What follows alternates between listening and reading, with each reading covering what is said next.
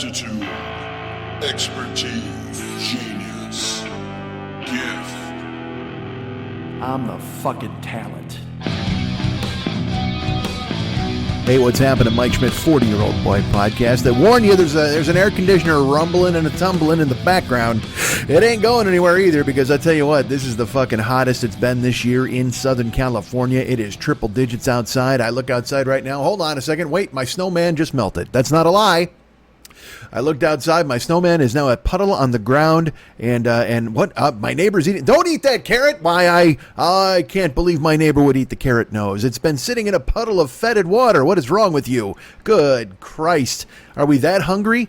Is there that much of a drought on that our vegetables have all been destroyed, and now you have to eat a snowman's carrot nose right out of a fetid puddle? Am I pronouncing fetid correctly? I hope so. Now, you know what? Now I want to Google it, because now I've said it 3 times and I can't restart the fucking show. Fetid? Fetid water? Fetid. F-E-T-I-D. I'm going to go with fetid. I think that could be incorrect. Fetid. Because it's, well, fetid would seem like the root word was fetal.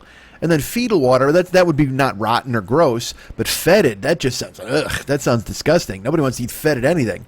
You know what? Fetid, the root of it is feta cheese. And I hate feta cheese. I fucking can't stand it. So there you go. Fetid would be like, oh, it tastes like a baby. And you're like, yeah, it's delicious. I like eating babies. But feta cheese, nobody likes feta cheese. That's what fetid comes from. That's the root word. Fetid is feta cheese. And I hate, god damn do I fucking hate feta cheese. Although I do have it in one salad. That's not a lie. There is one particular salad. I think I may have sung the praises of this salad in the past. Who knows, man? I've been doing this show for 12 fucking years. If you can, let me tell you this. There was not a year that went past without me singing the praises of a salad at some point. I am a praise-singing salad motherfucker, at least at one point in every goddamn season of this show. Go back and listen. If you don't believe me, the archives are on YouTube. Go listen all the way through. But I'll tell you what, here's my assignment. Go find me singing the praises of a salad. But once you hear me do it in like year 1, then you can go, haha, I can move to year 2. You don't have to listen to all of year 1 once you hear me sing the praise of a salad. Once I sing the praises of one salad, you can go, all right, let's move on to the next year. And then you'll find it, because again, every single year I sing the praises of a salad. And I will say this is embarrassing. I won't lie. This is embarrassing. I think every single year I've sung the praises of this particular salad that I'm about to mention to you right fucking now. Get your pens and pencils ready. Sit down and sharpen your fucking goddamn vegetation brains. And you want to think about, hey, and especially now because it's summer, because this is a summer salad I'm about to talk about. I'm going to sing the praises of a summer salad, and you're going to go ahead and jot down some notes. Why not? What else are you fucking doing? You're sitting in the house hiding from the heat and germs. So you go ahead and write down this fantastic salad. Oh, it's delicious. Now let me ask you this. Will you brave the weather and horrible fucking plague apocalypse to go out and get the ingredients for this salad? You probably will not. And yet, I advance the theory to you that your life would be better if you did. Trust me on this. This particular salad has arugula in it. You know what arugula is? That's just lettuce with a goddamn college degree. That's all it is. That's lettuce, because, lettuce is lettuce. Iceberg lettuce is the homeless people of lettuce. That's just fucking crunch, terrible, sleep on the street. I mean, it's just fucking bad. Nobody likes iceberg lettuce. There are some things you like. Look, you like it in a wedge salad, certainly. If you get just a big fucking quarter of a head of lettuce and you dump fucking cheese dressing all over it. I don't like blue cheese, but I know a lot of people do. And then there's tomatoes and bacon. And that's not bad. A wedge salad, if it's ranch, I can choke it down.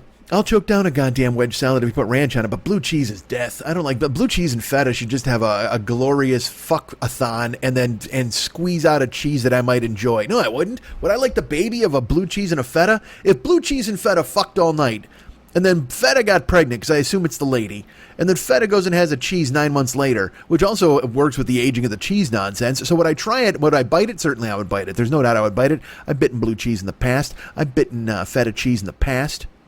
It's no Munster for me, which is a milder cheese, a saltier cheese, but I do enjoy it.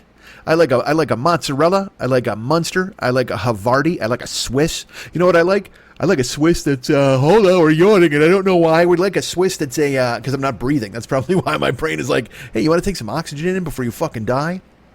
I like a Swiss that's like fucking nutty. That tastes, and not kidding. It's got that kind of like bitter, nutty, hey man, did you just take this cheese out of a shoe taste? I don't know why I like it, but I do. I mean, I don't mind a mild Swiss, but what's the point? Mild Swiss is just Munster with a couple of holes in it.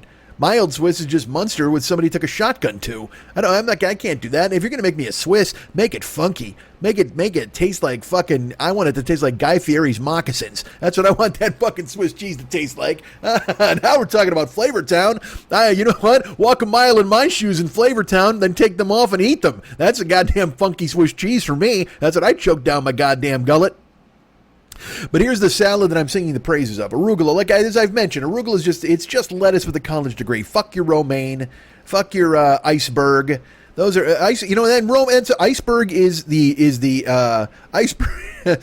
Iceberg is the lettuce that might have just barely gotten out of high school, but then unfortunately drifted to and fro to a bunch of aimless jobs and didn't have an inherent talent like myself, because I'm describing myself clearly when I describe iceberg lettuce, but I've been lucky enough to be able to talk and carve out a career with that. Iceberg lettuce doesn't have this, doesn't have my gift of gab. Iceberg lettuce, it steps on its own dick all the time, and it constantly chokes on its own tongue, and it can't verbalize anything. It's not entertaining. Iceberg, that's what I'll say. I'm charismatic and entertaining. People love me.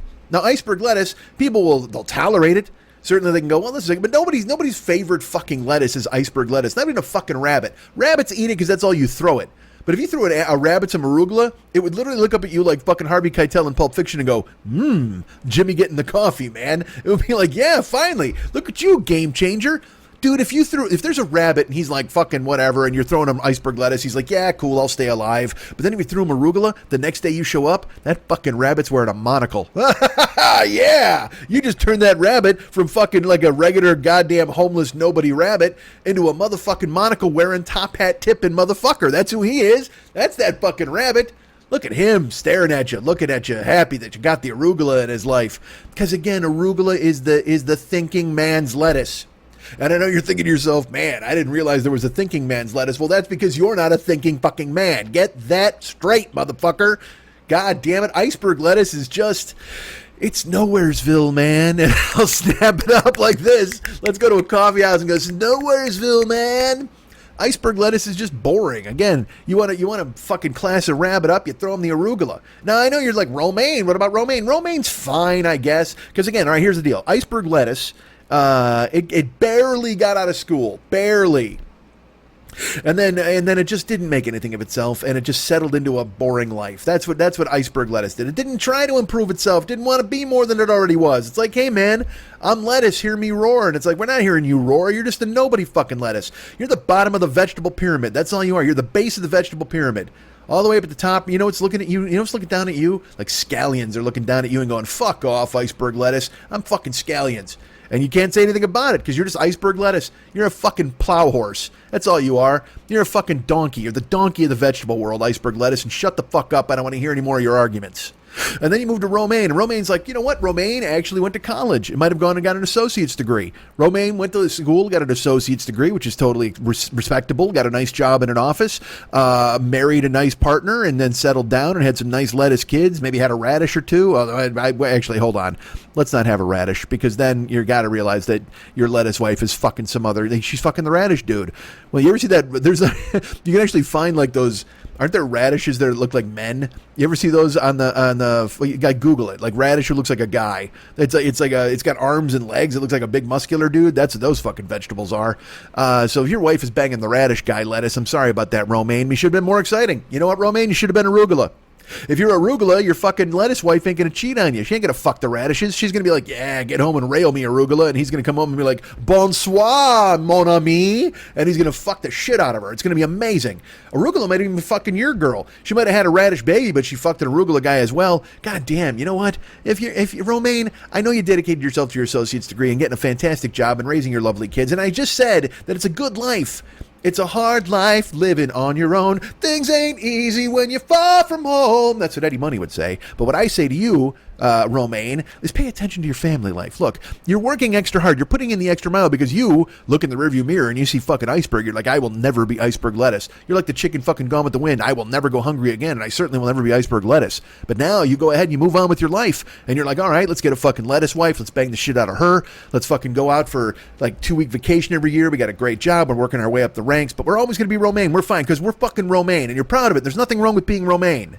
Just careful for your slut wife who's banging the radishes. But still, That's also on you because maybe you're working too hard. But I mean, there's no such thing as working too hard when you're trying to raise a family, right? When you're trying to make money and send your kids to fucking Radish College or whatever the fuck. Wait, why do you want to send your kids to Radish College? That doesn't make any fucking sense. Send them to Lettuce College. Although, no, fuck that. You know what?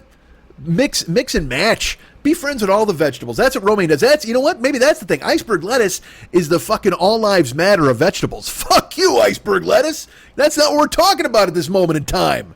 I go the other route. I say a romaine lettuce is like he's smart. He's engaged. He wants the best things for all people, and that's fantastic, and I appreciate it. But he also recognizes that this is a moment that needs to be seized. Good for you, romaine. And you're working hard to make it happen, and everybody's happy about that. And your wife, you know what? Maybe she won't bang the radish dude because she realizes that you're socially enlightened, and that's good. And even your kids look up to you. How about that, romaine? Now, I'm sure your kids are like, fuck, I wish we were arugula. But, I mean, there's nothing they can do about that. They're romaine because the best thing is that at least they're not fucking iceberg, right? That's what when your kids come to you and you're like, man, fucking arugula, he's got the promotion, and, arugula got a scholarship, and I didn't. Just go, hey, man, you know what? Could be fucking worse.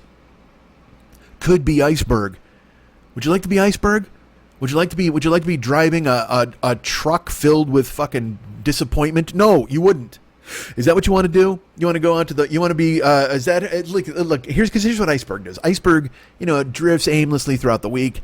And then on the weekend, it goes to the river for tubing. Oh, God, is there any more of a death sentence than fucking tubing at the river? Why? Here's the thing. If you're in a swimming pool, that's civilized. You're a grown-up, and you're not going to catch fucking Legionnaire's disease from whatever the fuck is floating in the pool, all right? The pool's clean. You got guys taking care of it. You take care of it yourself. There's chlorine. That's about the most thing that can happen is you get a little chlorine in your eyes, but that's okay because you're happy about that because it shows you that you're living a clean life and allows you to see your future very clearly. But if you're in the river, who the fuck knows what's lurking in the river? You're out there tubing, and some fucking Brad Paisley shit song comes on, or even worse, Kenny Chesney, and he's singing about being barefoot. Because they pivoted, they were country dudes, but then all of a sudden they went, hey man, there's a lot of money in the Buffett crowd, and they fucking went ahead and said, let's sing about fucking swim trunks and bandanas, and having a cold beer in the river, ain't it great? I'm riding an inflatable tire, staring at my girl in her bikini. Gonna go home tonight if I make it while I'm driving drunk. I'm gonna wrap my truck around a tree and hope to survive. Be at the factory on Monday and put together another truck for myself. Yeah, fuck off. Goddamn Chesney. Not that Chesney was great beforehand, but then he fucking pivoted to, flip-flops and pop-tops and everybody in a goddamn gingham wrap. Look at those ladies, bikinis. Hey, sand is great. It's just like a Dixie flag, and don't you like barbecue too? Fuck off, Chesney, you dick. And it's so paint by numbers, and it's so easy to write for those guys, and they're like, yeah, this is a great song, let's do it. Now, hooks are hooks, but the lyrics are always the fucking same. It's like, America and barbecue, we do not like soup, because it's hot on the weekend, tough to eat soup on the beach. Okay, buddy, why are you so anti-soup? Soup's American. You can get some good-ass American soup. Sing a chicken noodle soup song. People will still love you. I'm eating burgers, hot dogs, and apple pie, and I'm singing a song about Reagan. Fuck you, Chesney. God damn it, Chesney and all those assholes pivoting to the beach because they don't want to sing anymore about country stuff. I don't like it. Yes, that's where the money is. Yes, you trick white people into going, yeah, this is a lifestyle. No, it isn't. You floral print motherfucker. Get out of my face. You 10-gallon hat, fucking 1-gallon head, fuck jab. Ugh. All right. Why am I mad at Kenny Chesney? Guy's just carving out a living. And by carving out a living, I mean bringing home $50 million a year on the backs of fucking white people who think that it's a fucking culture to go out and drink in the sun and talk about Jimmy Buffett. Man, who lost their shaker of salt and has spent 35 years looking for it? All you fucking people. And if Heidi's listening, I apologize. Although she doesn't listen anymore, but my lovely friend Heidi loves Buffett. Like, that's her deal. Like, she saw him at Wrigley, she saw him all over the place, and she's the goddamn best, and I love her dearly, but holy fuck is Buffett a mess. What a fucking, oh Jesus, just the poison pill of music. Like, every time you build a playlist, you should slip a Buffett song in there, just so everybody's jamming, they're having a good time, and all of a sudden you hear, and everybody goes, oh no, your life will fly, blew out a hot stop. Shut up, Buffett, you 8,000-year-old fucking hillbilly. God damn it. And is he even a hillbilly? I don't think he is. He's just a catamaran with fucking a bank account. That's all he is. Fucking Buffett, you scumbag. Why? I don't know why I hate him. I truly shouldn't hate him like this, but he is not. I'm not a fan. Look, all right, I don't hate Buffett. I don't hate anybody. Make your living. But still, doesn't mean I got to like what you do. Yeah, you're the iceberg lettuce of music, you fuck. God damn it, Buffett. No spice, no zip, no tang. There's no tang with Buffett. And don't come at me and tell me there's a Buffett tang, because there's no tang with Buffett. I'm telling you that right now. I watched Forged in Fire. I know all about tangs. But yeah, iceberg lettuce, that's what it does. It goes tubing at the river and listens to Buffett. Just fucking awful. What a mess. And look, and there's some lettuce is happy to do it. Like, there's a lot of icebergers like, yeah, man, this is what we do. We love it. Where icebergers like, yeah, I don't aspire to be anything more than that. I just want to have a good time with my friends and my family and go ahead and crack open a cold one every now and then. That was a cold one. That's what my friend Eric Church said. Let's get a cold one. And then we're tubing. And then at night, we just build a fire. And I just got a mouthful of chaw, and I look over and my girl is there. And she gives me that look like, hey, you're never going to be anything more than this, are you? And I'm like, nope. Look, I'm criticizing you guys, and I'm having fun with it, right? We're all having a good time, because you guys could look at me and go like, well, you don't even have a girl to look at you while you're doing your podcast to say, hey, you're never going to be anything more than this, right? And and yes, I get it. You've turned the tables on me. Oh, unhand me, kind sir. You've wounded me to the core. Oh, you've stabbed me deep in the heart with your quill pen of rectitude. How dare you let me have that? I'm so disappointed that you would turn the tables on me. You chose to listen to this fucking show, man. Swallow it. Embrace it. Love it. Don't pull me out and wear me all over your face. Swallow me. That's what I demand. Look, I don't mind giving you the white beard. That's fine. I'll give you the gooneck. But I say this show is much better if you swallow it. All right. Yeah, that's been on my fucking brain in quarantine now. Good Lord. All right, so what now? Lettuce, right? We're still talking about that. Let's still talk about lettuce. What the fuck? Why not? Let's do that, right? Fucking idiot. I got the sniffles. But yeah, that's what iceberg is. It's just fucking bad. And then there's, so Romaine is like, you could be that. It tells its kids, you could be that, man. You don't want to be that, do you? And then Romaine's kids learn the lesson. They learn the lesson. They might aspire to arugula, but they recognize that they're Romaine, but they don't want to dive deep into being iceberg, and good for them. But then you got arugula. That just, you know what that did? Arugula fucking, it graduated with honors here, and not at a state university. It's an Ivy. That's an Ivy, okay? And then it studied abroad. Oh, you know what? Arugula is the lettuce that's got a Rhodes Scholarship. It went over there. Went over to fucking Cambridge and Oxnard, one of those two, and it fucking studied. It learned all sorts of stuff. Arugula can talk to you in like ancient Greek. It can speak to you in the language of the philosophers. And if you're looking for Plato stuff, you're like, oh man, what did Plato say? And here's, all right, here you go. Here's how you tell the difference between your lettuces. You say, what did Plato say? And Arugula gives you Plato's philosophies back in his original tongue, the ancient Greek that was Plato's original tongue. And then you go over to Romaine, you're like, hey man, what did Plato say? And they're like, he's like, wherefore art thou, Romeo, or whatever the fuck, right? Wasn't that him? I think that's him. And then if you go to fucking iceberg, you're like, what did Plato say? And they're like, I had the fuzzy pumper when I was a kid, and I made star shapes. That's your difference right there. That's how you separate all the lettuces. Arugula comes at you in the native language of a Plato. Romaine is like, oh yeah, Plato, he was like, ich bin ein Berliner, and all that fucking bullshit. And then you go to Iceberg, and Iceberg is like, I like the Plato fire station. I like to bite it. It was salty. It was so salty. How do I know that? Because I bit Plato. I won't lie to you.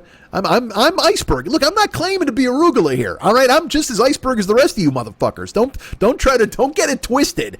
Don't try to make me a fucking lettuce elitist. I'm not pretending that I'm a fucking arugula dude at all. I love arugula.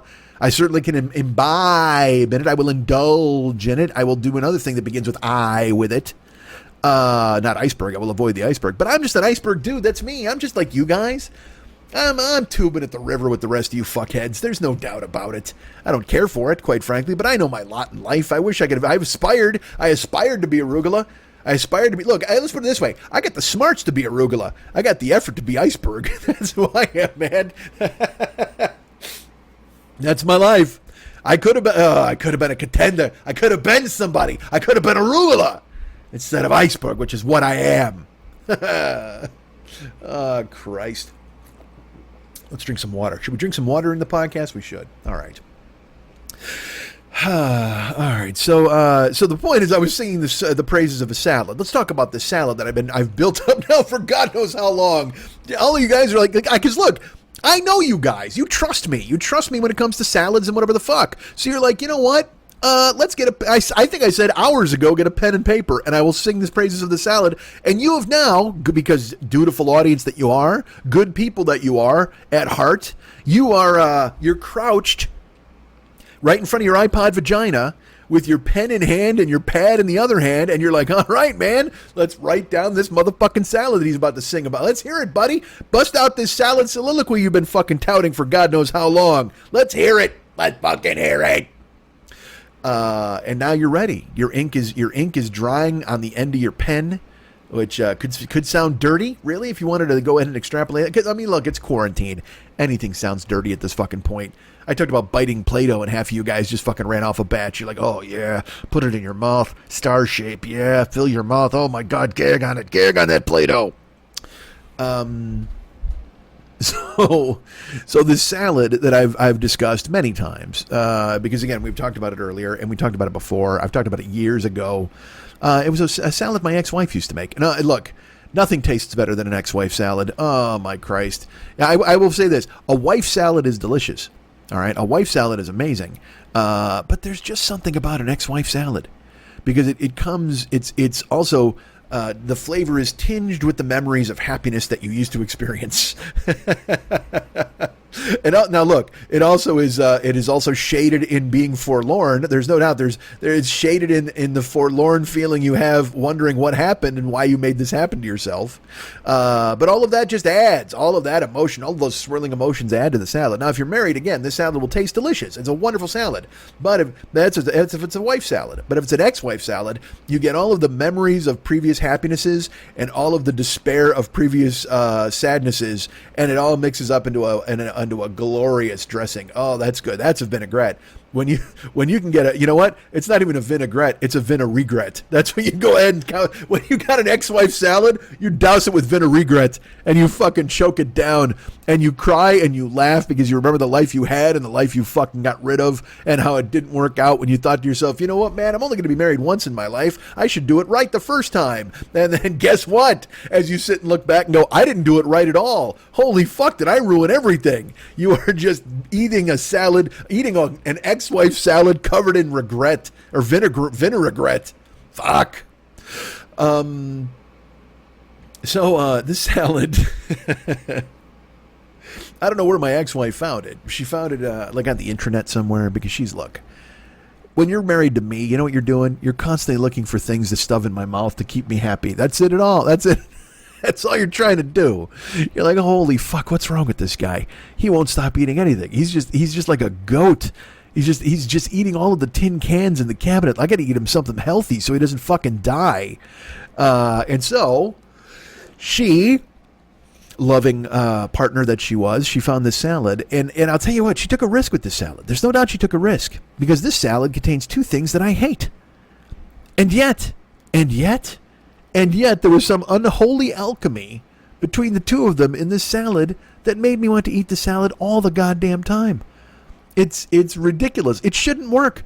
This salad shouldn't fucking work, but it does. And yet I can't sit here and tell you that I've made it since because you know what? She left. And that would just mean that I had to make some effort toward doing that. I couldn't possibly go ahead and do that, right? That just makes no sense.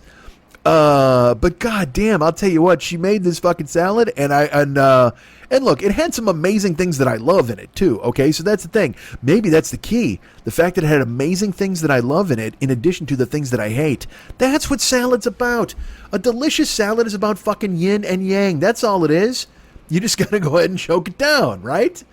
I was shocked, quite frankly. I didn't think it would be anything that I would like. But yet she presented it to me and I go, well, you know, I hate this stuff. And she's like, it doesn't matter. Try it. And I was like, all right, man, I'm in. Here was the salad. This is it. And it's so simple. Make this goddamn salad. It's so simple. But again, I cannot express enough to you the chance that she took by making a salad with something I hated in it, because you know me, I'm a fucking pill. And you know I'm going to look at it like a 4-year-old and be like, man, I don't think I like that salad. And she's going to be like, no, you'll totally love it, I promise. I don't know, could we make a different salad? And she's like, no, trust me, you'll enjoy this. She just, my God, how exhausting must it have been for my ex-wife? I mean, you guys, look, you've been with me for 12 years, and I'm a good person at heart. But there are also moments, and by moments I mean stretches of weeks and hours and months, where I could be a fucking jagoff. And I think this, literally this alone, this should say everything that there is. Like, I know this will sound, I don't even know why I'm saying this, but I am. I have no idea where my ex-wife is. Now, I'm not putting out a bat signal. I'm not being that fucking guy, but I'm being honest. Like, you know, and other people, they have these relationships, and everybody's like, oh my God, my ex, oh my God, she can't, she's always in my hair. I can't fucking believe it, you know, blah, blah, blah. And I guess that's when people have kids or whatever, and they always they have visitation and bullshit they're splitting between one another. And I don't know. The only thing that Karen and I would have shared was the salad. Maybe I can get salad visitation. That'd be pretty fun. But like, I don't even know where she is. That's the fucking weirdest thing. And it is so strange. I won't lie. And again, it's not like I want to fucking, you know, have coffee with friends and go out with her. You know that. I'm just saying, it's just, I guess I never thought that someone who was a very important part of my life for literally 20 years would just completely disappear from it. Now, I have friends that I was friends with forever that I talk to once a year. You know, occasionally you'll my buddy Jeff was like my closest friend all through school and growing up, and he was in the whole crew, the UN of Evil. But now he's married with kids, and he's established a beachhead with other people and other friends and other relationships. And I talk to him once or twice a year, and I miss him. You know what I mean? He's just a great guy. And look, it's not like I'm reaching out all the fucking time. Hey man, what's going on? Hey, what are you doing? You know, we live very different lives, and I recognize that. But he's still, if I needed him and I called him, he would be there. You know, that kind of thing. It's just a bond. It's like, you know, me and David, or me and Dennis, or Woj, or Jimmy O, or those guys. You know, if I needed these dudes, they would be there. And they've known me since I was fucking 13. You know, so 40 years I've been friends with these guys. Which is astonishing, quite frankly. But the very fact that my ex-wife, who, and look, I don't blame her. All right, it's not like I said, it's not like I'm like, oh, boo-hoo, why shouldn't she? No, I get it. But it is strange. It's just fucking weird when you sit down and go, man, 20 years. And you'll hear a song, or there'll be a day, or there's a moment that goes, or a flash, or even a weather pattern, or something that reminds you of it. Just comes up, and it's buried deep. You know, you've moved on, you've lived your life. I've been through several other minefields since then. But it is, and maybe I'm wrong. Maybe this is the way it is. Maybe just, you know, because again, she left with a note, and then I saw her, you know, when she came with the cops to get a bunch of stuff out of my house. And by a bunch of stuff, I mean a rice cooker and a thing of Monty Python DVDs. And we reconnected a couple of years ago. I don't know if I ever told this story on the show. We wound up. I fucked that. I didn't tell the story. Where I had the wedding capsule, and I tried to contact her to see if she could have it, and you know, we went back and forth, and then she was talking about. She needed me to go out to Chicago to sign a paper, and I said I could do that. Let me know. But then she started asking a bunch of questions about basically the end of our relationship, and questions that she had for however many number of years. You know, she walked out the door in 2013 with a note, never really asked anything, but she bailed. And so I was like, all right, well, you bailed. So then a couple years ago, we're, you know, going back and forth. She's like, I need this, and I need you to sign this. And I was like, all right, cool. And then she's like, I got to ask you some questions about this and that. And I said, listen to me. And I texted it right to her, and I said, I will answer your questions, but I'm telling you right now, you're not going to like the answers. Because again, I was a bad husband at the end. Clearly, I mean, look, I wasn't a great husband during the 20 years. You know, but we both made mistakes. That's all I'll say. But I can own mine. And I was a selfish fucking prick who lived like I lived like a single man within a marriage. I never did anything she wanted to fucking do. I never, and not a moment that I think of her goes by that I don't have regret for stealing her life. I've talked about this before. For 20 years, there was happiness, whatever, but there was no good faith effort on my part to be a partner who sacrifices and helps. There just wasn't. I know this, and I'm absolutely not proud of it. And I'm not one of these guys who thinks, well, when you confess all sins, you're immediately forgiven for those sins. I'm not fucking Travolta trying to scrub blood off the fucking front seat. I'm not that dude. All you can do is learn and move forward. You got to be a shark at that point. You just go, you know what? Yeah, I fucked this up. I did, and so I've done what I can to live a better life and be a better person since then, but still consistently tinged and clouded by the regret of having stolen her life, because that was her youth. I took her years from 27 to 47. I stole them. That's the prime of your life right there. That's the, hey, let's get a house and let's plant roots and let's make this work. And I was chasing a dream and was single-minded of purpose doing that, and thought she was just in it. I'm like, oh yeah, no, don't worry, it'll be fine. And she had dreams of her own. She had things she wanted to do, and I would say, well, go do them.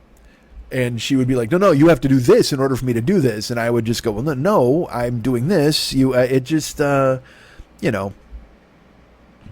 became untenable. And so she left a note, and she left me. So, and understood, like I said, I understood it when it happened, but so I've spent that whole time, trying to be whatever the fuck. So a couple years ago, when we're texting back and forth and we're talking on the phone, we'd talk for like 4 hours, and I found out what she was doing, where she was living, the things she was doing. And she, like I said, she said she needed me there were some papers I needed to sign for her, and she wanted me to come out to Chicago to do it. And I said, if you're serious, yes, I will do this. Whatever you need me to do, whatever, I said, that anything you need from me, you've got. And then she started to ask questions about what had happened at the end of our relationship and what I was doing. And as we know, I wasn't doing a lot of great things. But I said to her, I go, listen to me. I go, I don't want to talk about this. I said, because it's just going to hurt you all over again. So whatever you think, you should just assume is the truth. And she's like, no, that's not, it's a cop-out, blah, blah, blah. I said, it is a cop-out because I don't want to hurt you again. I already hurt you. I'm gonna re-hurt you with the same information. But she made it very clear that she didn't have any closure. She didn't have any answers. She assumed everything, and everything she assumed was pretty much correct. But she needed me to say it, I guess. She needed to hear it from me, I suppose. And I will tell you this, I am absolutely familiar with that feeling. Having been in my own personal comeuppance, I wound up in a situation not unlike that, very much like that, almost exactly like that, with no answers. I have I have tons of thoughts and suspicions and no answers, and there's nothing you can do about it. And it eats you the fuck alive from the inside out. And the same deal, a song, a certain date, the feeling of a cold breeze on wet skin that makes you think about either being at the beach or at a pool, and think about a certain day and think about a certain thing that you shared. It's goddamn, life is powerful. It is just, and it is always waiting for you. Never think you'll escape it. Life is waiting around the corner with a fucking blackjack every time you step out the door.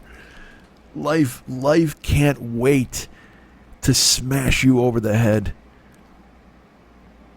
And all you can do is surf it. All you can do is take that lump. All you can do is recognize that you're in life and there's nothing you can do about it. The term life sentence has never been more apt. You know, you are sentenced to relive the mistakes you've made virtually every day. And you're sentenced to experience the transgressions that have been done against you almost every moment. The key is, as I've said before, is you got to move forward. You can't dwell on it. You can't do this. And that's how I felt when she was asking me for answers that she said she needed. I was like, look, you know, we're talking now. I was I was happy to be talking to her because I love my ex-wife. I recognize that I made mistakes, and I wish this is going to sound so childish, but it's totally true. If I were to win the lottery, I would give her half. I would find her and just go, I am sorry. Because I don't know. There's no way I can pay you back. There's no way I can buy you back 20 years. And look, those 20 years weren't fucking ravaged with terrible experiences. I mean, we very rarely, I mean, we had a couple of Butte fights, you know, yelling, but I mean, she, and this was probably her deal, you know, she probably suffered a lot in silence, because she was, you know, trying to burst out. She wanted so desperately to burst out. And she was always coloring within the lines, and I didn't even have a book. You got a wall, I'm coloring it up. You got a sidewalk, give me the chalk. I was able to do the things I wanted to do. I just did them. It wasn't even like I was able to do them. I just did them. Literally going to concerts with my friends or going whatever. It was. I made so many mistakes, but you know, in fairness, and it's only now, you know, after years of therapy and looking back, she also made a lot of mistakes, and there was a reason why things became the way they did. It wasn't just me. Now I can still hold myself accountable for stealing 20 years and not. I know me. I know I didn't work nearly as hard as I should have. And there were promises made in the beginning of our relationship that I was going to work extremely hard to be what I wanted to be. And instead I coasted. And she coasted with me, but that wasn't what she was interested in doing. And so I can absolutely own that part of it. That was the mistake I made. Now, of course, I made a lot more mistakes later on, drifting apart and winding up with someone else and just foolishness. Just but I'm not going to get into that because that whole other thing is witchcraft. But I mean, I just, you know, so we wound up talking a couple of years ago, and we're going back and forth, and I wanted to help her. Anything she needed. I was like, you need me to sign something? Great. You need me to fly out there? Tell me. I just need to know so I can buy a plane ticket. You know, let me know these things. And then she started to ask questions, and she asked questions about what happened at the end of our relationship and what I was doing and who I was with. And I said to her, I go, listen, and I said flat out, I go, I will answer all of these questions if you want, but I'm telling you right now that you, A, what you probably think happened, and B, it's going to hurt. And I don't want to hurt you again. You know, I've already hurt you, certainly, you know, more than a few times, but in the grand scheme of things, there was an ultimate hurt, and there was a schism, and we split up. So I don't want to hurt you. And she said, but I need to know this, but I need to know this, and I need to know that. And I answered everything completely honestly, and not with any bullshit, not with any, well, you know, the thing was, I was really feeling this, and blah, blah. I said, no, yep, that happened. Yes. No, it was this person. I did this. No, yeah, you're right. I did that. No, I did this. And then she never asked why. That was kind of a shock to me. She never was like, why? Why would you do that? Because I was waiting for that, because that's usually what comes when someone's trying to get the answers, because they want to know what you did, but then they want to know why you fucking did it. And there was no real discussion of why. But I we went back and forth, and I answered everything, and I said, listen to me. I go, again, if you want to keep asking these questions, I'll answer them. But I don't see the point. I'm because honestly, that part of my life is over now too. And then, like I said, we talked, and she asked a bunch of questions. She was like, and then she got into the why would you do that? And then I was like, listen, because it was a bad choice. It was a bad thing to do. And we were texting, we were talking, and then we were just texting. And then I didn't hear from her, and she had needed me to fly to Chicago to do something. So I wrote her a note, and I said, hey, look, I haven't heard from you in a few days. You need me to Chicago. You need me to fly there. You got to let me know so I can get airfare squared away, but let me know what time you need me there and all this stuff. What day? When's the best? And she never answered me. And so then I wrote her again, and I said, hey, look, I haven't heard from you. I waited like 4 days or something. And I said, I haven't heard from you. So again, it's I'm not trying to be a pest, but it's about airfare. Let me know so I can get a decent deal on airline tickets, but I will come out there, whatever you need me to do. And plus I need to make arrangements if I'm going to stay with David, whatever, let me know. And she didn't answer me. But this time, when I went back, I checked, and I realized my texts didn't go through. Now, they were still in the blue bubble, which you get with the iPhone, but they weren't received. It would say, delivered, whatever, read, but it didn't say those things. And I was like, wait a minute. Because I've experienced this before. And what that usually means is somebody's blocked your number on their phone. So I was like, did she block my number? It doesn't make any sense. So I called her, and it went right to voicemail, and I just said, hey, I'm texting and they're not going through. I'm wondering if this is what I think it is and you don't want to hear from me anymore, and that's fine. I didn't make an appeal. I just said that. And then I checked, and she had blocked me on all social media. She had blocked me on Facebook and Twitter, and that was it. And never answered the texts, never answered the voicemail, and kept me blocked. I mean, last time, I haven't seen it in a year, but I was blocked on all social media, and I understand why. I do. I knew that when we were talking. I said, look, you're not going to like the way this turns out. I don't like the way this turns out. I did what I did. I can apologize for it, and that's it. There's no taking it back. And you can't stuff 20 years back into a calendar. And I say that like 20 years was it wasn't, again, there were 3 bad ones. You know what I mean? There was a simmering tension the whole time. I don't know. There really wasn't. Again, you knew, you listened to the show.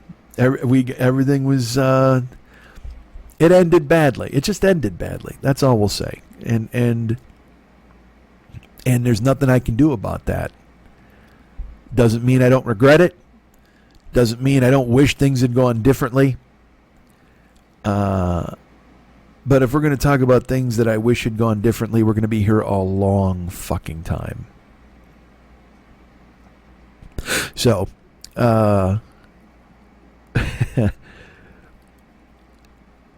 it's just a strange thing to have somebody who was a constant, an absolute constant. And you've been through this before. We've all been through this. Someone who's you never thought would be out of your reach, let alone out of your thoughts, completely disappear from your life. and it's strange. But it's funny now because I'm on the other side of it too, where I've blocked my ex on all social media and stuff, and you know, I don't know, man. I don't know how I spun down this fucking road. This is supposed to be about salads. God damn it. Wasn't this supposed to be about salads? See what happens? You start talking about salads, then you toss your brain around like a fucking salad. The salad she would make for me, like I said, and it had two things I hated in it. And I was like, I'm not going to like this. And she goes, just try it. You're going to like it. And I was like, no, I'm come on. I can't. But she made it, and it was unbelievably, it was a watermelon salad. Now, you know me. If you've been with me for any length of time, you know I hate watermelon. I hate it. Here's what I like about watermelon. There's two things I like about watermelon. One, I like watermelon-flavored things. Candy. Beverages. I like things that taste ostensibly like watermelon. Gum. I like that. But I don't like watermelon because it doesn't have a taste. But here's the second thing I like about watermelon. You might know this. I might have talked about this at length, or I may have never mentioned it in the past. And yet I'm mentioning it now for you, so go ahead and take it and run with it. Here's what I like about watermelon. This right here. That's what I like about watermelon. The sound it makes when you bite it. That's awesome. Now you're just biting and chomping through a goddamn... Because again, when you bite an apple, it's got a weird crunch. Crunchy vegetables are crunchy vegetables, and they have a crunchy sound, and that's fine. I like a crunch. Don't tell me I don't like a crunch when I can tell you right now I like a fucking crunch. I'm Captain Crunch, motherfucker. Fuck that. He's Captain Crunch. I'm Major Crunch. That's who the fuck I am. I like a crunchy noise, but there's something about a watermelon where it's because a pear is too soft. You don't get that noise. I'm trying to think of any other vegetable that makes the noise of watermelon, and I can't think of one. Even like cantaloupe and honeydew, like mango, they bend to your teeth's will, the will of your teeth, and they softly fall into your mouth, which is fine. But watermelon gives you that chew, that bite, that resistance. I like it. It's the resistance. That's what it is. Watermelon's in the street right now with a sign protesting, and I dig it because here's the sound. That's gorgeous. Pineapple is just too soft. Any crunchy vegetable you throw at me is too crunchy. But watermelon just has that sound when you bite it. And look, I don't like it. I would buy a watermelon, slice it the fuck up, bite it and spit it out every time I bit it. That's what I could do. I could stay on top of the fucking things that I enjoy by just going, I love that noise. Somebody fucking call me right now and chew a watermelon into the phone. All right, don't chew the whole thing. Just bite it and spit it out. Ooh, that's even more hot. Yeah, bite it so I hear that, and then I hear you go, or not even. What's not sexy? That's not sexy. That's sexy? No, it isn't. I mean, like, I can't do it. I can't do it. Look, when you spit it out, I'll know it. Spit it out. Oh, yeah, that's fucking sexy. Yeah, spit it out. Run it down your fucking chin. Oh, wait. Oh, there's some. Oh, my God, it got inside your shirt. Let me get some out of there. Here, let me lick it off of you and spit it back into your mouth. All right, so the watermelon noise is what I like. I love the... That noise is fucking genius. And I like watermelon-flavored things. But watermelon itself, no thank... Oh, and you know what? I'm going to throw in, because it's the rule of threes, I'm going to throw in a third thing that I might like about watermelons. Now, this isn't a fucking complete, like, yeah, woohoo, I love it. But I just thought of it, and you know what? I'm going to throw it in there. It's worth mentioning. Don't tell me it isn't worth mentioning. It's fucking worth mentioning, man. You know what I like? The sound a watermelon makes when you knock on it. That fucking noise, it's like a dull thud. That's fucking great. That's like you gotta, it's like the sound a guy's head makes when you knock him out and his head hits the curb. That fucking sick, wet thud. Well, that's, all right, we don't know wet thud, but just like, boink, boink, boink. You know what I'm talking about? I'm not Victor fucking Borga, but it's just like, you know, boink, boink, boink. There's a, that's not bad. No, that's not it. I can't do it with my mouth. It's like a... No, I'm slapping my cheeks like a fucking idiot. I don't know how to explain it. Go knock on a watermelon. Fucking don't make me prove it to you. I can tell you what it is, and then you can go out and do it. That's all that matters. You go do it. You don't say, I go, you do. But yeah, so the biting, that's delicious. And then the knocking on the watermelon. I don't know how to fucking do it. And that's, you know what? That's why I include it last on the list. Because, I mean, I can't do the fucking noise. If I could do the noise, if I could reproduce it for you, then it'd be fucking amazing. You'd be like, I know exactly what the fuck this guy is talking about. Yes. But I'm not a watermelon guy at all. I don't care for it. I hate it. I've hated it since I was a little kid. And because it's got seeds in it, so there's a process. And then you buy a seedless one, which is just some fucking Joseph Mengele retooled watermelon. What the fuck? If you're gonna buy a watermelon, have the seeds in it. It's like those people who buy boneless chicken. What the fuck are you buying boneless chicken for? That's just like eating a deflated tire with feathers on it. God damn it! Get a chicken with bones in it. Be a grown up. Be a fucking grown up and eat bone-in chicken. Everything is better when it's bone in. That's exactly. I think that's a philosophy we can all subscribe to and live by. Everything is better when it's bone in. Bone in ribeye, bone in chicken, bone in tomahawk fucking chop. Step the fuck off if you're going to take the bones out. Don't take the bones out. Look at the bones. Some will call me Tim. I don't understand the seedless watermelon concept. It's like, why? It's like when they genetic they make a fucking square lemon. What the fuck? Why? What are you doing? Cure cancer. Look, and I don't think I'm out of line in saying that. You want to make a square lemon? You want to take seeds out of a fucking watermelon, you jagoffs? Go fucking cure cancer. Or even start small. Cure fucking mumps. Is mumps still around? I don't know if it is.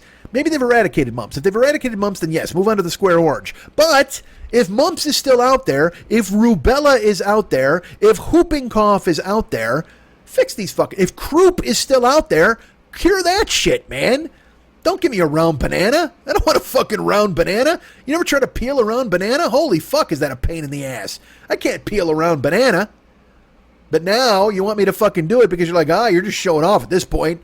Hey, we made cherries shaped like dice. Oh, did you? Well, isn't that great? Aren't you a fucking champion? Hey, let me ask you this. I'm going to just go ahead and drop this on your lap. Hey, have you thought about looking for a cure for cancer yet? Oh, what? Did I mention that I made cherries shaped like dice? Oh, did you? Oh, that's fantastic. Hey, let me ask you this. Have you gone ahead and cured any of these childhood diseases that are eradicating populations all over the earth? Nay, the globe. Well, hold on a second. Boxcars. I just made cherry boxcars. Isn't that fucking awesome? No, it couldn't be less awesome. It couldn't. Cured chlamydia. You want to cure chlamydia? Great.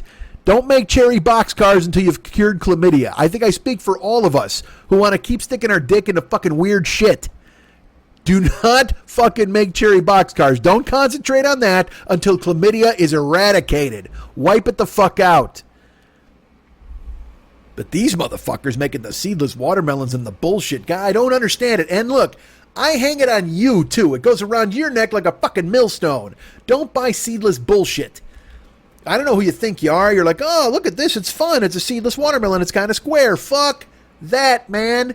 It's supposed to be round. A watermelon is supposed to be round. It is supposed to be, it's designed. A watermelon is designed that if you picnic on a hill and you forget and you put it on the grass, it will roll down that hill and you have to chase it, comically Benny Hill style. That's why watermelons are shaped the way they are.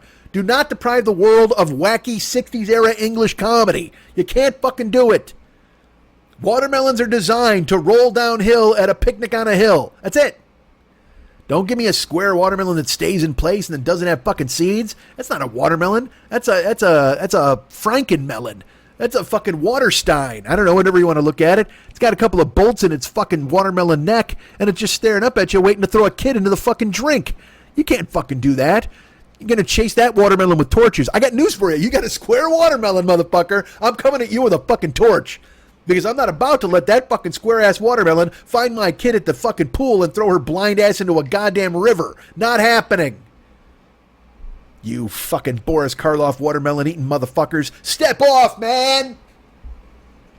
Don't buy the seedless shit. Don't buy the square shit. It's not worth it.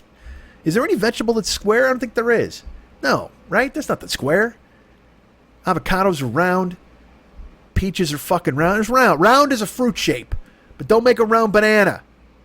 Round is a fruit shape. You know that, right? We all know this. All right. So in this salad, there was watermelon, which I don't care for. I'm not a fan. And yet she took the leap and she told me I would like it. And I said, But I guess the key to this is, here's the thing. You make this salad and you have to alternate ingredients that I like and I hate. Maybe that's why I was on board. Because it's like a 6-ingredient salad and I like 3 of them. And I can't argue with it. It was fucking delicious. So first you start with the watermelon. Now, I fucking hate it. I hate it. Not a fan. Is it 6 ingredients or 5? I can't remember what the fuck is. It's. I think it might be 5. You know what? Actually, that's it. No, it's 6. It's 6. Bullshit. It's 6. Because but I don't hate. But you know what? I'm wrong. I don't hate 3 and like 3. I like 3. I hate 2, and then 1 is up in the air. It's a coin flip. So that's why. So I'm up 3-2 in the things I like. So that's why, you know what? That salad works. You got watermelon. I hate it. Don't like it. But then you throw in onions. God damn, do I love onions. Now, onions also make the noise, but don't bite an onion like a fucking apple. What are you, an animal? What are you, a horse in disguise? Nobody wants to be like that. You just fucking eat an onion and stare at people? Are you just trying to scare people? That's some Mr. Joshua shit. You start biting into an onion and looking somebody in the eye. That is all fucked up. Don't be Busey. Don't be fucking Busey with his horse mouth biting into an apple and staring you in the fucking eye and spinning off the planet like fucking Pluto. You don't want to fucking do that. God damn it. Biting an onion, that's some serious Mr. Joshua shit. You stare a guy in the eye and bite an onion. Fuck that. That's when you don't have a lighter. When Mr. Joshua doesn't have a lighter, he pulls an onion out of his pocket. Well, actually, he was wearing it on his belt because it was the style at the time. And then he pulls it out and he bites it and he stares you in the eyes and you're like, you guys are out there like fucking Pluto. Because again, when Mr. Joshua's biting onions, nothing good is about to happen. But I like an onion in a salad. I do love it. I like an onion in I like onions all over the fucking place. You know what I do? I go to my Mediterranean joint and I order they'll get fucking kebabs and shit, but I'll order some shish, possibly some shish tawuk, possibly some shish kebab. But usually I get a trout. Oh, I get a whole grilled trout. It's delicious. And then there's a ton of hummus that I eat with that and some rice. But also it comes with a side of sumac onions, which is just onions and fucking parsley tossed with sumac. Oh, dudes, you know what? I could put a dressing on that and eat the fuck out of it. And I know you're thinking, Jesus Christ, that's a bad breath festival. There's no doubt. Oh, there's no doubt. If I'm eating sumac onions, I will go ahead and put a sign on my door that says "Gone Fishing." I absolutely, so nobody bothers me, so they don't have to get a fucking goddamn sumac onion breath blast right in their fucking face. They tip over and they're just like, "What the fuck just happened?" It's like, yeah, sumac onion day. That's right. You want a piece of me? I would actually order extra sumac onions. This is totally true. They give you a side of sumac onions along with the hummus. So I would get double hummus and double sumac onions. And then I would throw the sumac onions in with the fucking meat and the rice and toss it up. And then I would also have sumac onions with the hummus on the fork. Oh my God, do I love onions. So I love onions. So look at that. Look at me waxing rhapsodic and talking to you about how much I fucking love onions, right? Now that counteracts my hatred for watermelon. So there you go. You start with and look, I got to tell you this. There's like fucking, 10 cups of watermelon in this thing and 1 onion. Which you're like, well, that just seems out of whack. But we know how powerful onions are. And we know that watermelon is a dick. Watermelon needs to have strength in numbers. He needs 10 fucking cups or whatever the fuck. So he tries to make his presence felt. He's dominating this salad. There's no doubt watermelon dominates this salad. But I can deal with it because the onion is lurking and it's taking the edge off the fucking watermelon. It's like when people are like, man, I hate pineapple on pizza. You know what? You just haven't had it the right way. Here's what you need to have. Here's the pizza you need to order. Sausage, pineapple, and onion. Dudes, the onion takes the edge off the pineapple. It works perfectly. The sausage has the fennel thing happening. The pineapple mixes with the onion. It's sweet and it's fucking kind of savory and it's delicious. Holy fuck, is it delicious! But I will tell you this though. When they put pineapple on your pizza, this is a thing you have to tell them. You got to be prepared for this too. You got to tell them you want the pizza well done, not super crispy, not burnt. Say, hey, look, could you just make sure that the cheese is all browned on top? Here's the reason why. I've worked in pizza places. When you reach for the pineapple, inevitably you scoop the pineapple out of the can or the bin, the Lexapro or whatever the fuck it's called, the Lexan, and the hotel pan, whatever the fuck they call them these days, the ramekin, and you scoop out the pineapple. you inevitably get a ton of pineapple juice because, pineapple's inherently juicy, as you know.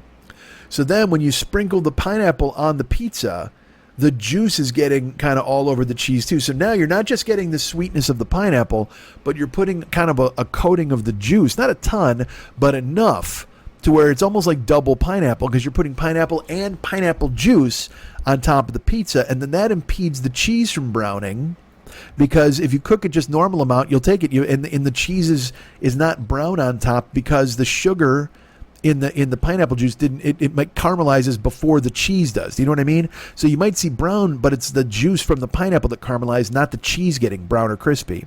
So what you do is with the pineapple, like I said, you get the pineapple and then the onions and the sausage, and that will all cook together because then the grease from the sausage and then the juice from the onion will mix with the pineapple and then whatever the pineapple juice is, and you cook it a little more and it bakes into the flavor. So you get like this almost a sweet cheese. You ever have farmer's cheese? When you get pierogies, you can get farmer's cheese. It's almost like this sweet cheese on top of the pizza, but it's still, that's just on the top, but then it's pure mozzarella underneath.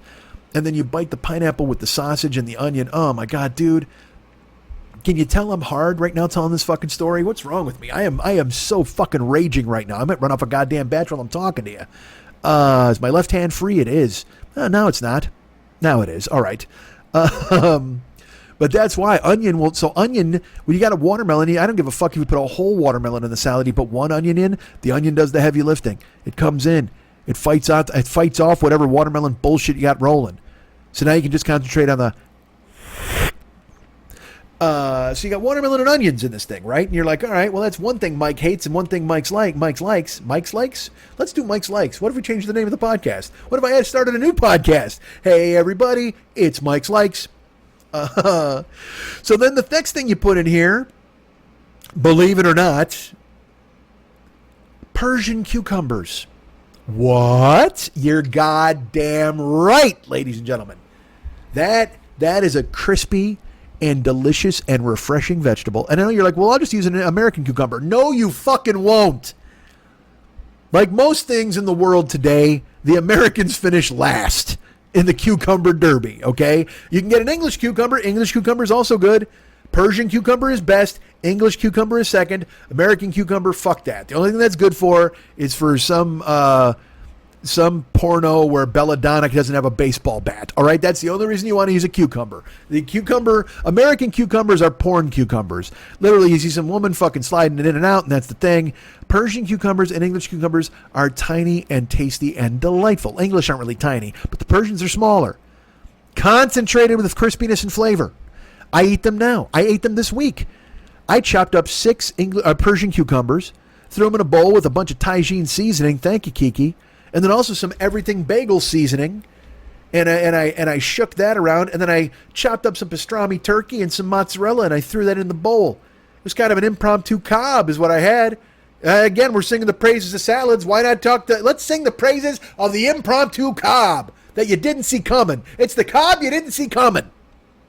Came sneaking around the corner right at you with pastrami flavored turkey and fucking mozzarella cheese, chopped up with some Persian cucumbers, some Tajin seasoning, some bagel seasoning. Woo! That was a delicious, refreshing lunch. So the Persian cucumbers are the key, man. You can go English if you must. Never American cucumbers for this salad. They're not crisp enough. They don't count. Persian cucumbers are bite-sized little chunks. You chop them up, cut it in half lengthwise. That's important. Cut the English or the Persian in half lengthwise, and then boom, boom, boom, boom, boom. Cut it into the half circles. You sweep them into the salad. So now you got watermelon. You got onion. By the way, I should say this, red onion. I forgot to say that, didn't I? You can go Vidalia if you want a sweet onion in there, but the red onion, it adds that little fucking, adds some bite. Adds a little bite. Little spice. Don't you want some fucking spice? Especially when you got watermelon. It's just a vehicle there to be used. That's all fucking watermelon is. Watermelon is just like I am not going to use the analogy that popped into my head, but it's just there to be used. That's what the watermelon is. It's the iceberg in this salad. It's just the base. She said something about tip to base. Beasties. So there's the cubed watermelon. You got your sliced red onion. You got your Persian cucumber cut in half lengthwise and then whacked into circles. English cucumber if you must. Never American cucumber because, as I've mentioned, As with many things you can talk about these days at length, America is coming in last. So in the cucumber derby, we got to put America at the bottom. And now you're like, well, that's two things Mike loves and one thing Mike hates. We got to even up the score here. And this is where the root word of the fetid water that was spilled outside my house comes in.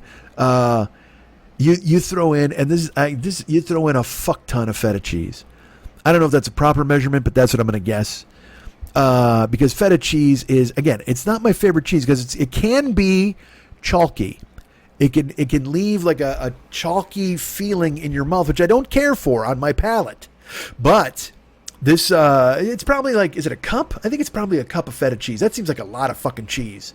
A quarter cup? I don't fucking know. I didn't make the goddamn thing. I just ate it. But the salad was there, and the cheese lived in it, and it permeated the whole deal. So you've got the feta cheese in there, right? And it's and that's crumbled in, and it's salty, and it's creamy. That's the thing, is you got to get a good feta, because I've had bad feta that's like crumbly and bad, which nobody likes. That's like you can get a cotija cheese, which is delightful, but sometimes if it's dry and crumbly, it can be like but it's got to work with like the carne asada, or the meat, the juice from the meat mixes with the cotija cheese and makes an entirely different taste. It's delicious. But cotija cheese on its own, you might as well just fucking lick a fly paper. I mean, it's just like fucking dry, and it just leaves chalkiness in your mouth. It's just, you don't want it. But the same thing with the feta. Like if you just eat plain feta, it's like, oh Jesus fucking Christ, it's like a mouthful of baby powder. But if you get a creamy feta that you mix in with something, then it adds. Then it's along for the ride. Feta cheese is not Batman, it's Robin. Batman's taking care of everything. He's doing all the fucking badass shit. Robin's there if you need some help. He's there to add a little saltiness, a little flavor. That's what Robin is. Robin, feta cheese is the Robin on board, not the Batman. But you got to throw it in because it works. Because you got the sweetness of the watermelon, you got the fucking pungent red onion, you got the fucking crispy freshness of the cucumber, and then you put in the creamy saltiness of the feta cheese. Look at what I'm describing to you. Look at me describing me singing the praises of this goddamn salad. And I know you're thinking to yourself, well, Mike, this is more than enough for me. This sounds like a delicious salad as is. I'm sure you think that, you fucking jerk. But now I'm here to tell you, you can make it even better. What? Yes. You don't have to have just two things Mike likes and two things Mike hates to make a fucking salad. No, you need a fifth. You need a new friend in there. You need a fifth ingredient. And this fifth ingredient is something that I love. I'm going to tell you this right now. This is something that I fucking love. And you can't, I will not argue. I will not hear anything against it. You cannot come to me and go, well, what about this? No, fuck you. I love this. It belongs in this salad. It is the key ingredient. It is as vital to this salad as a bowl. Because you can't just throw all this shit on the countertop and graze and eat it like fucking Quick Draw McGraw. You got to eat this fucking out of a bowl. And if you don't have this, you might as well not have a bowl. You got your watermelon, you got your red onion, you got your fucking Persian cucumber, you got your feta cheese, and now you know what you're adding to this salad? You know what's going to liven up this party? You know what's going to bring this to it brings it home. It brings it goddamn home. In a green envelope. You better get yourself some motherfucking fresh basil and chiffonade the fuck out of that stuff. Oh, yes. Fresh basil. How amazing is fresh basil? I would eat fresh basil every day. Like, you know how grandpas have Werther's fucking candies in their pockets? I'm going to be a grandpa with a pocket of fresh basil. I'm going to dress like fucking Brando when he died in the Orange Grove in The Godfather. I'm going to stumble around with fresh basil in my pocket. Everybody's going to love me. I'm going to have like a flannel shirt and a linen pant and a sensible sneaker and a pocket full of basil. You can't ask for a better old man than that. That is an old man. And I'm going to smell like Clubman aftershave. Oh my God, am I going to be fucking admired and loved by the kids in the neighborhood. And they're going to be like, you have any hard candies, Gramps? And I'm going to be like, no, how about this basil? And they're going to go, you've changed the whole game. This basil is delicious. They're going to love it. It hits you right in the basal ganglia, it does. So now you got your watermelon. Fuck him. Now you got your onions. Yes, I love you. Now you got your cucumbers. Oh my God, you're the best. Now you got your feta cheese. Oh my God, die. But then, to moderate this fight, it's like a referee. It's like a good tag team match. Onions and cucumbers are the road warriors. Watermelon and feta cheese, That's fucking Baron von Raschke and the Crusher. They're about to get fucking worked by the Road Warriors. And the only thing that was missing is a goddamn referee like Fresh Basil Leaves to go ahead and lean the Warriors' way. Not that they need the help. Onions and cucumbers don't need the help, but they'll take it. They'll take a lift. They just want to win. And they'll win any way they can. They snack on danger. They dine on death. That's how it works with onions and cucumbers, baby. And the Basil Leaves are there to give a quick 1, 2, 3 when the fucking Crusher goes down and the Baron's out. So that's what you got. That's your salad. And I hear you like, well, Mike, I know you got a question. I can hear you right now. Hold on a second. I'm listening. Hold on. Here's my ear on the microphone. Can you hear it? I just rubbed it against it. My ear is there because I'm listening to all of you. I don't know why your words would come through the microphone, but I'm hearing you anyway. And I'm hearing what you're saying. You're saying, Mike, that sounds great. But that's only 5 ingredients, and you said there were 6. Well, now, ladies and gentlemen, like I said, there's 2 that I hate and 3 that I love. And then there's a mystery ingredient that always changes the salad. There's a mystery ingredient that I could hate it, I could love it. It's all up to you. It's all up to how you handle it. It's all up to what you decide to do here, ladies and gentlemen. And I can tell you this, what my wife chose to do was the right thing. She came up with the 6th ingredient that made me love this salad. It was like, dudes, you have no idea. You have no fucking idea. She made her own vinaigrette. Now, I know you're thinking to yourself, like I said, there was vinaigrette with my ex-wife, certainly, but this was a vinaigrette. This was a vinaigrette of love. This was a vinaigrette when she envisioned a future for us. This is a smell. When I said smells like Thursday, this is a vinaigrette that she made because she was like, you know what? I love this man, and I have faith and confidence that he's going to bring me everything that I need or want in this life, and we're going to be together for the rest of our times. And she was wrong. Clearly, she was wrong. But I'm glad that she poured all of that love into this vinaigrette that she made. This vinaigrette, dudes. Now, look, I'm not even a vinaigrette guy. I like a ranch dressing. Occasionally, get this, I like a green goddess. Ooh, a green goddess is delightful. But when you go to a place and they're like, hey, let's go with just oil and vinegar, you're like, that's a good idea. Why don't I smash your hand with an Allen wrench? What if I do that? What if I just drive it through your fucking palm like Jesus nails? What if I did that to you? Would you want me to do that? How about I put your head in a fucking vice, dogs? Dogs.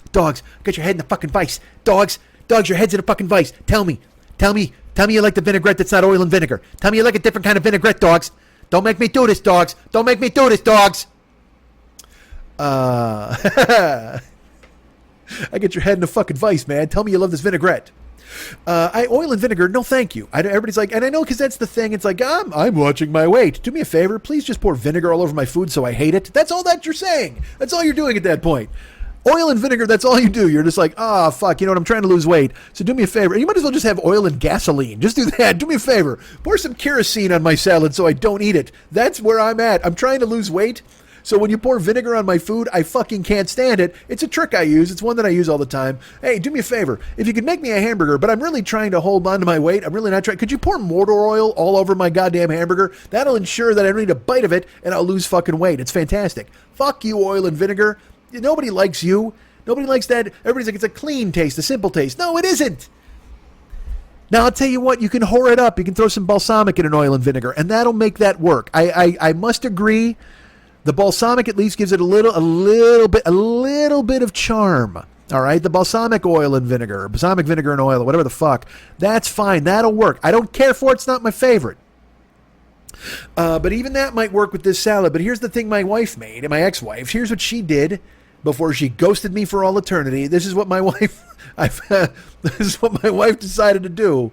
She made a vinaigrette that had, it had honey, and it had olive oil, and it had salt, and it had pepper. And I know you're thinking to yourself, well, the honey just takes the place of the vinegar. It's a little sweeter, and that should bring out the sweetness. And I'm like, you're right. That's right. There's no doubt. The sweetness of the honey works against the onion, but with the watermelon, and then it brings everything together. So now we've got the creamy of the feta cheese with the salty. We've got the savory basil, which is just beautiful. We've got the Persian cucumber, which is crisp and refreshing. We've got the red onion, which is bitter, but doing some heavy lifting and fighting against the watermelon, which has no flavor whatsoever and just provides the, which is great, and that's what you love. But you know what? Honey, olive oil, salt, and pepper might sound like enough of a vinaigrette to you, but my ex-wife said, no. Here's what I need to add. Here's what my ex-wife threw in with honey, olive oil, salt, and pepper because she, you know why? Because she knew me. She knew who I was. She knew what I loved. She knew how to wake up a palate. My ex-wife knew how to wake up a fucking palate. And you know what wakes up a goddamn palate? Citrus. And you know the easiest way to put some citrus that, because again, you've already got the sweet with the honey. So you're like, what about an orange? No, orange is sweet. Oh, what about a mango? No, honey mango doesn't work because you've already got a watermelon. Your mangoes, it's just too forward. So you know what she does? Here's what she does. Fucking lime juice. And I know you were at home. He's going to say lemon juice. Fuck you, man. You thought you saw it coming, and my ex-wife went the other way, baby. You know why? Probably because she knew my favorite color was green. I like to think that's what she was thinking. That was the depth of love she had for me, that she knew that my favorite color was green, so she went lime. And she knew the difference. Lemon wakes you up. I squirt lemon on fucking everything these days. Everything, when I bring my Mediterranean food home, lemon on the fish, lemon on the fucking hummus. I love lemon. But boy, do I fucking love lime. And when she added the lime to the honey, the olive oil, the salt, the pepper, it just, you know what it was? Because look, you got honey and olive oil, and you got salt and pepper. All right, that's the Beatles right there. That's the Beatles. And the lime, you know what the lime juice is? That's if you went, hey, we love the Beatles, but what if somehow, what if there was a way Eddie Van Halen could play with the Beatles? Wouldn't that be great? Wouldn't that be fucking astonishing? Wouldn't be that the greatest thing you ever saw in your life? So you got the honey, which is the McCartney, you got the olive oil, which is the Lennon, you got the salt, which is the Harrison, you got the pepper, which is the Ringo, and then here you go, baby, the fucking Eddie Van Halen lime juice comes in, tapping furiously at the tax man, and that's a fucking quintet you can get behind, baby. And that's the sixth ingredient, and that's the key. That's the key, baby. 5 ingredients, three that I love, 2 that I hate, and then a mystery ingredient. Like I said, you could make a vinaigrette I fucking hated and then make it 3 and 3, and I'd probably still choke it down because that's still a decent salad. But I tell you what, if you really love me, if you care about me, you'll make a vinaigrette that I fucking enjoy, that I dig, and you'll tip it over. You'll tip it over into fucking 4 ingredients that I love and 2 that I hate. And you'll let that vinaigrette make everything else fucking sing. And you'll bring fucking Eddie Van Halen to the table, and you'll make that vinaigrette everything it needed to be and goddamn more. And that's what I call singing the praises of a fucking salad. You guys can get me at Mike at MikeSchmidtComedy.com. You guys can be my friend at Facebook.com/the40year-old-boy. You can follow me at Twitter.com/the40year-old-boy. I'm on there doing stuff like this all the goddamn time. Probably not, but something like this. I'm on Instagram and Snapchat. Did you know that? I am Mike40YOB at Instagram and Snapchat. Mike40YOB at Instagram and Snapchat. Please find me there. I'm also on TikTok. I never open it. Never. But it's there. Please. Go ahead and check me out on TikTok. I'm there. Send me a note or send me a thing of you dancing. And there you go. Find me there. Our good friend Ryan Dirks does all of the web stuff for this show. You can find him at Facebook.com/Ryan Dirks. Our friend KC Bills is doing the uploading of the pardon me, of the YouTube stuff. Thanks, dude. I appreciate that. And of course, David Hernandez does all of the music and the artwork for this show. You can find him Facebook.com/David Mex Hernandez. He's up there. He's the busiest man alive. This motherfucker should be plugging me at this point. Facebook.com/David Mex Hernandez. Find him. He does the artwork for this show that you can see in my Facebook timeline every week. He does those. He does also the artwork for the Westside 86 Jokers page. Every 2 weeks, he puts up a new Joker. It's going to be up there staring you in the face and looking amazing because the guy's a fucking talented genius. And also, if you become his friend at Facebook.com/David Mex Hernandez, you can go into his photos and look at all the artwork that he's done for my page in the past, what he's done for the Jokers page, what he's done for his own page. He's a meme maker, a life taker, a goddamn soothsayer, and a fucking salt shaker. The guy will get it done. He's a mover and a shaker. And you can see all the artwork that he's done for his page, my page, all the other pages. He's done just so much fucking great work, and it's all right there. If you become his friend at facebook.com/DavidMexHernandez, go ahead and look today and see what the man is bringing to the table. All of these amazing things for you to look at and enjoy. He also has a cult that you might want to join. That's right, it's a cult. It's called This Is Dumb, That's Dumb, You're Dumb, I'm Dumb. It's a page on Facebook. If you become his friend on Facebook, then you can find his cult, and then you can reach out to him and say, hey, I want to be a member. He'll send you some questions that you have to answer in order to become a member, and then once you answer them, you're in there, and now you're having fun. You're doing memes with everybody else. You're posting stuff that's dumb, and Mex gives you a fucking smite, and everybody yells at you, and then there's a dude named Slumpus McGrumpus. He's there. He's fucking having a good time, and I think there's a fucking refrigerator with a toupee. That's lurking. Then there's a hot Ann Margaret looking fucking chick who you can kind of see her silhouette, see the thigh gap on her. Oh, I think it's Thigh Gap Tina. Is that her name?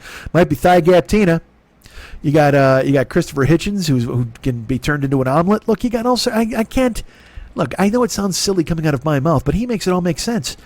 At his page, This Is Dumb, That's Dumb, You're Dumb, I'm Dumb. It's there for the taking. It's there for you to peer at and stare at and contemplate and look at and love and dream about. All of those things are there waiting for you to do them. So go and be his friend at facebook.com/DavidMexHernandez, and then find the page, This Is Dumb, That's Dumb, You're Dumb, I'm Dumb. And then everybody's like, what the fuck? You did that? And you're going to be like, yes, I did. You'll be so happy you did. And he also does artwork, by the way, for you, for me, for them, for everybody. Everybody gets painted by Mex. Oh, fuck. But first, before I do that, did you know that man has a podcast? What the fuck? You're like, wait a minute. He's got a cult. He's doing artwork for you. He's doing other artwork, and he's got a goddamn podcast. You're damn right he does. The Phlegmcat Podcast, PHLEGM. CAT podcast. Probably the only podcast available right now where you can hear the phrase, fuck you, midget. Available right now. Go ahead and check it out. It is available in the iTunes store or the Apple podcast space, whatever they're calling it these days. It is the Phlegmcat Podcast. It is amazing. It is David, our incredibly funny and talented friend, bringing you stories and music and characters and just doing a bang-up job of being the Renaissance man that I've known him to be all of these years. Go ahead and download it and subscribe, please, if you would. The Phlegmcat Podcast, available now in the Apple podcast space. Why not? Check it out. He does amazing work. You should go ahead and hear it. And he also, like I said, does artwork. He does a ton of artwork for his pages and my pages, but he can do artwork for you. If you ever thought to yourself, well, fuck, once you go and you look at all of his stuff and you're like, man, I want this guy to do a fucking artwork thing for me. Well, then all you got to do is contact him. Like I said, become his friend at facebook.com/DavidMexHernandez and reach out. He'll do your Facebook caricature. He'll paint you a painting of your dog. He'll paint a painting of your sister. He'll sculpt a macaroni sculpture of your aunt. He's willing to do any and all of these things. He's there. If the money's right, the guy will come through. He can fucking make it happen for you because, again, he is one of the most talented people you will ever lay eyes on. You will ever contact. Look, I say this. If you write him a note on Facebook and he writes you back, you have instantly been contacted by the most talented person you've ever been in contact with in your entire goddamn life. And don't give me this bullshit like you hugged Edie Gourmet once. Nobody fucking cares. Mex writes you, it sticks. So write him. Hire him. Let him do your artwork. You can check out the artwork there on Facebook and see the things that he's done. But also, here's this. He's got a website. If you want to see a different style of artwork, you can go to his website and check that out. Where's the website, you ask? Well, I'm here to tell you, goddammit. Go to artbydmh.com. That is artbydmh.com. Ladies and gentlemen, the Sands Casino is proud to present Bobby Vodka and Zellman.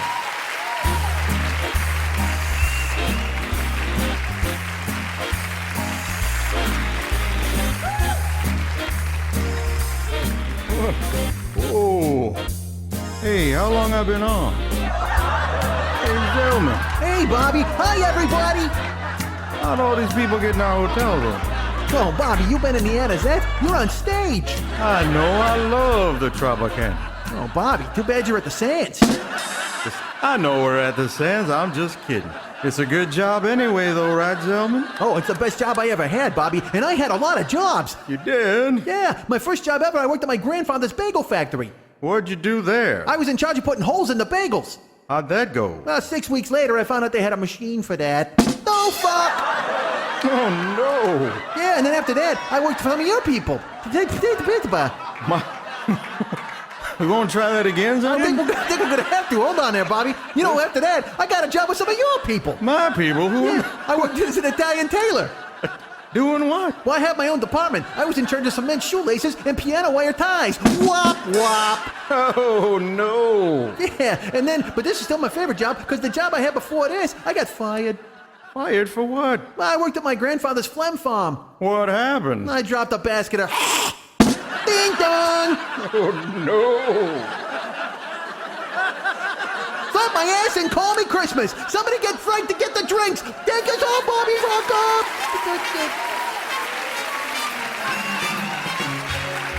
Come fly with me, let's fly away.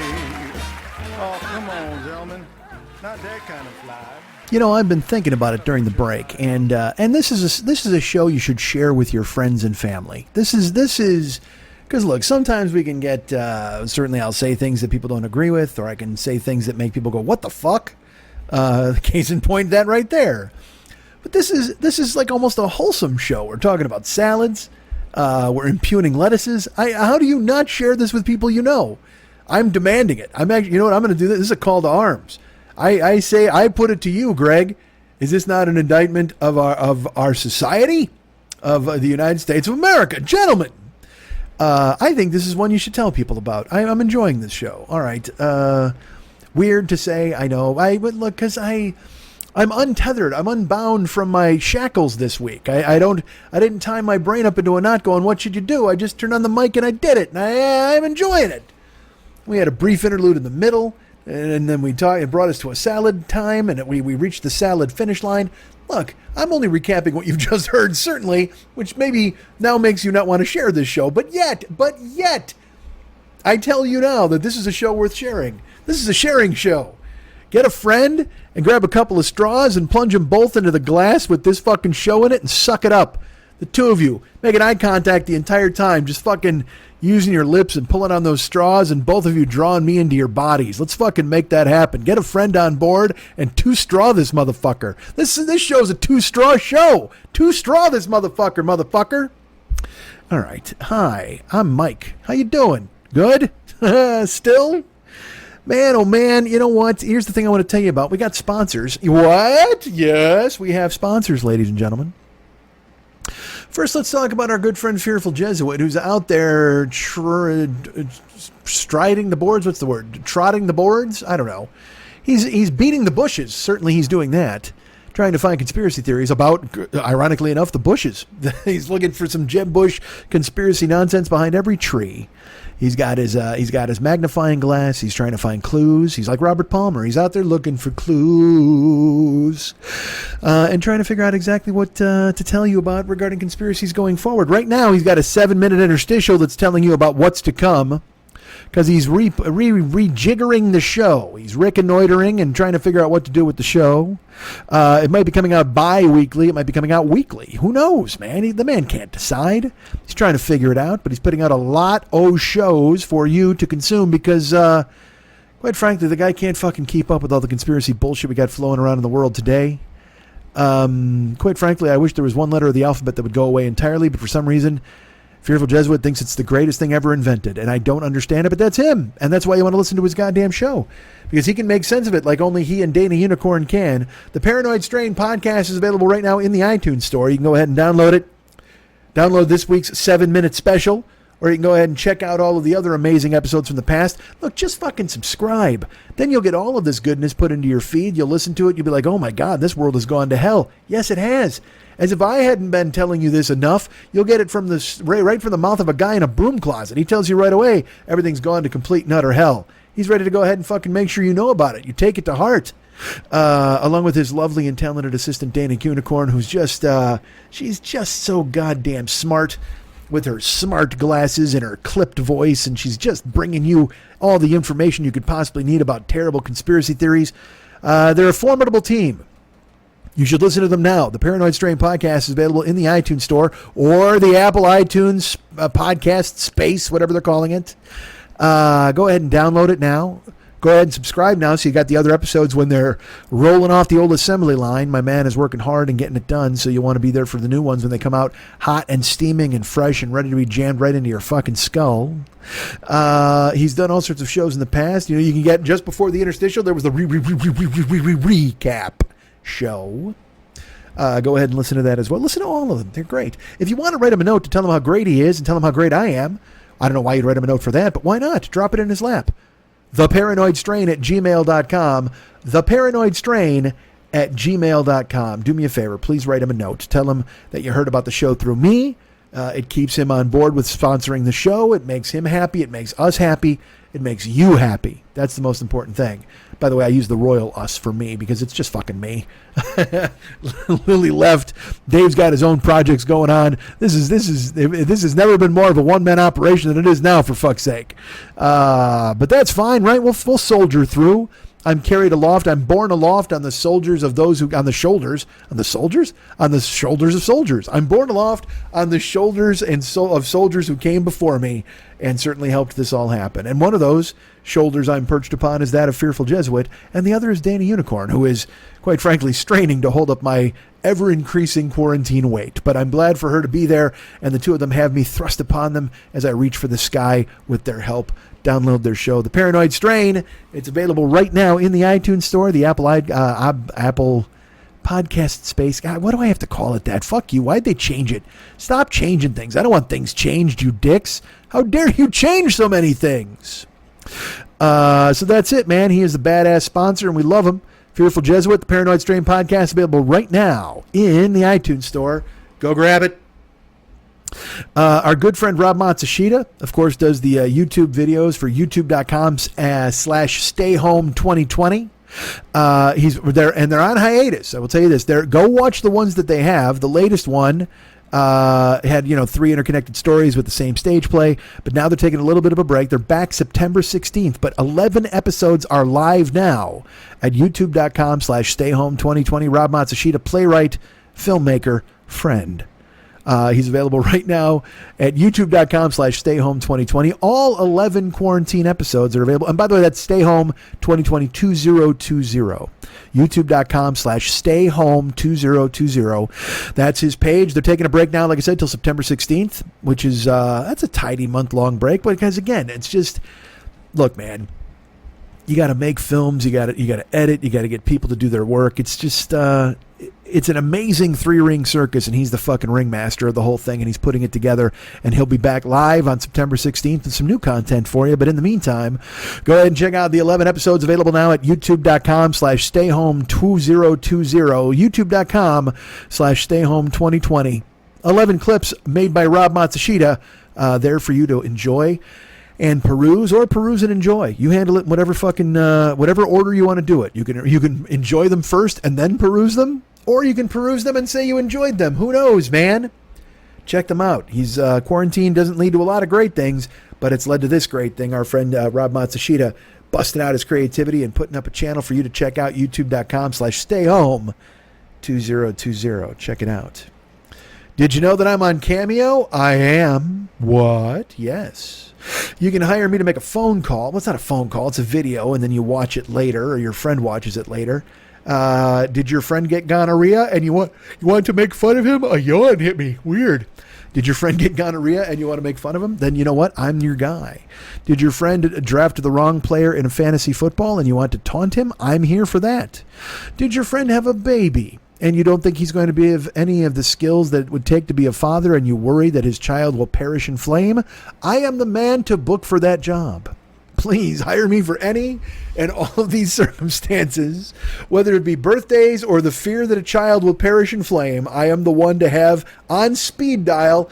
Bookcameo.com. You can put it on your laptop and look it up and see me. You'll see all the older ones that I've done for. I've done them for children. I've done them for sex workers. I will do one for you. God damn it!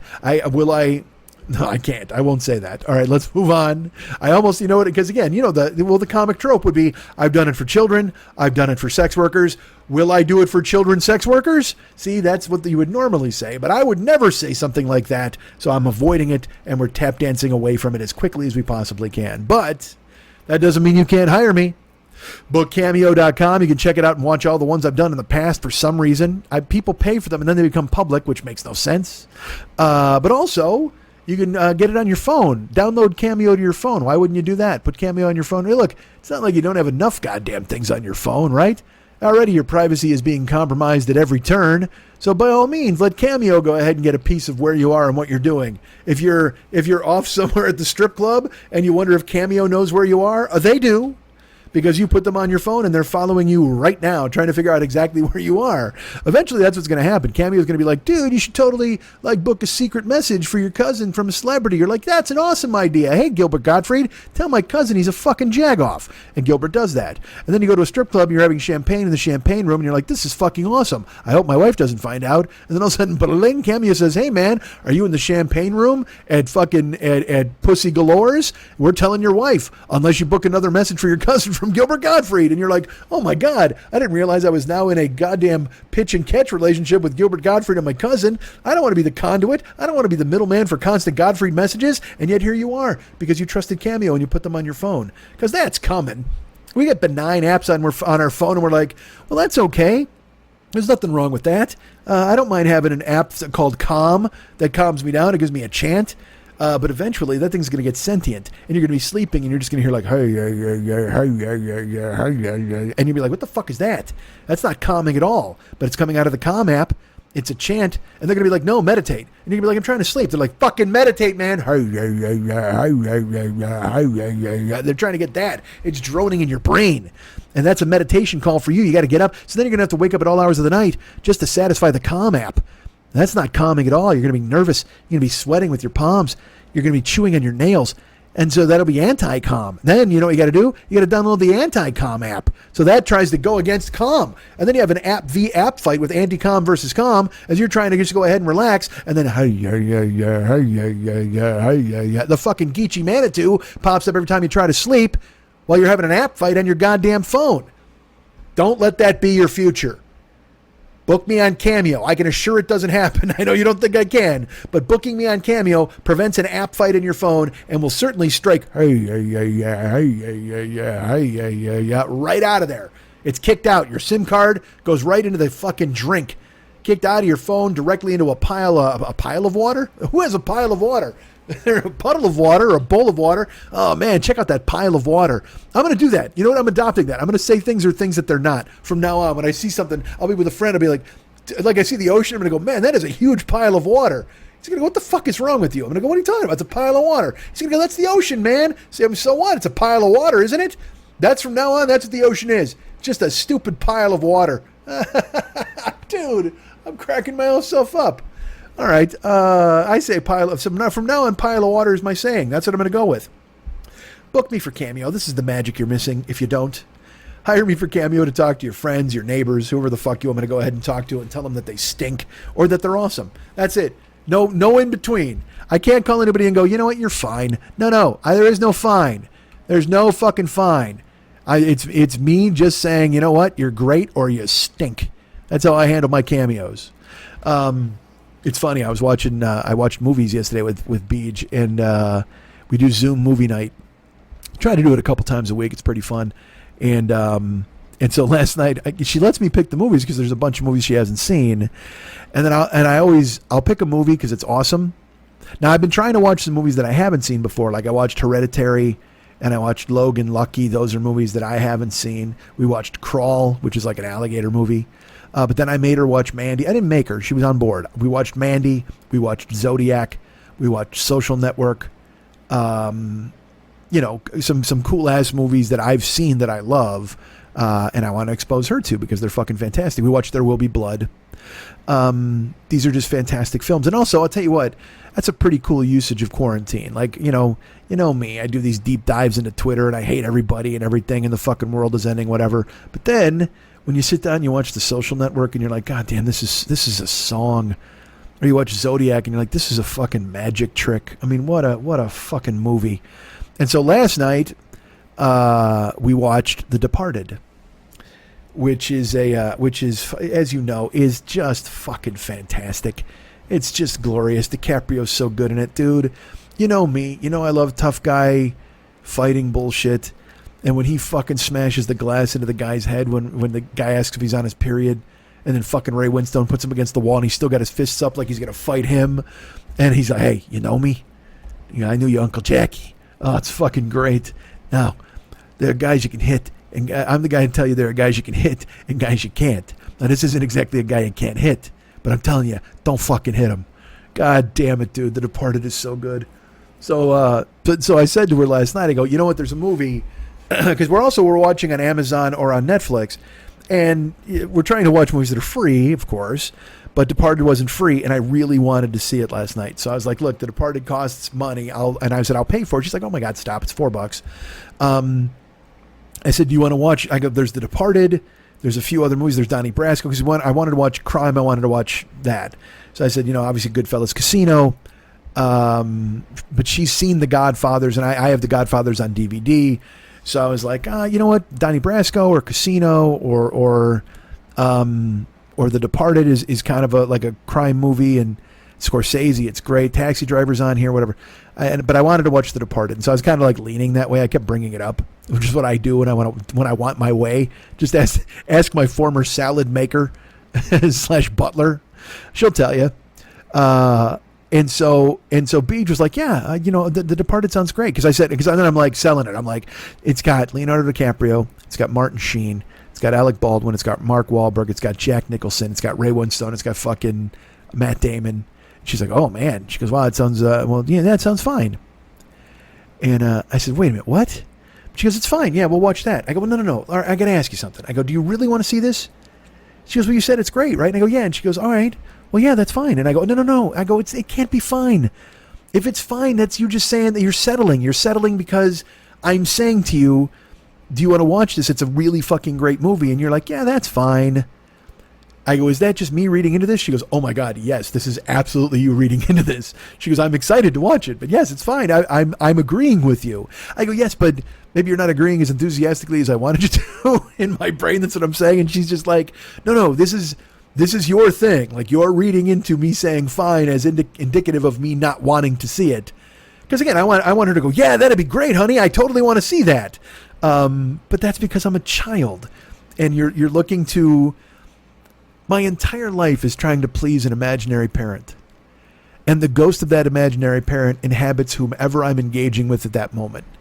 Whether it's Beej, whether it's Mex, whether it was my ex, whether it was anybody, I was trying to please that imaginary parent. And that's not fair to them, because I'm putting them in the parental role and acting like a child, so then they have to deal with that part of it too, which is just, it's not fair to them at all. And it's still in me. At 53, I know it's there. I try to fix it. I know when I'm doing it. And I'll still try to backshift out of it, but it's just I'm not successful all the time. But I did recognize it last night. So I said, is this just me like projecting? She goes, oh yes, it is. Yeah, I want to see it. And then we watched The Departed, and the scene where fucking DiCaprio throws 3 elbows in fucking Damon's face. God damn it. Spoiler alert. All right, it's shut the fuck up. It's so good.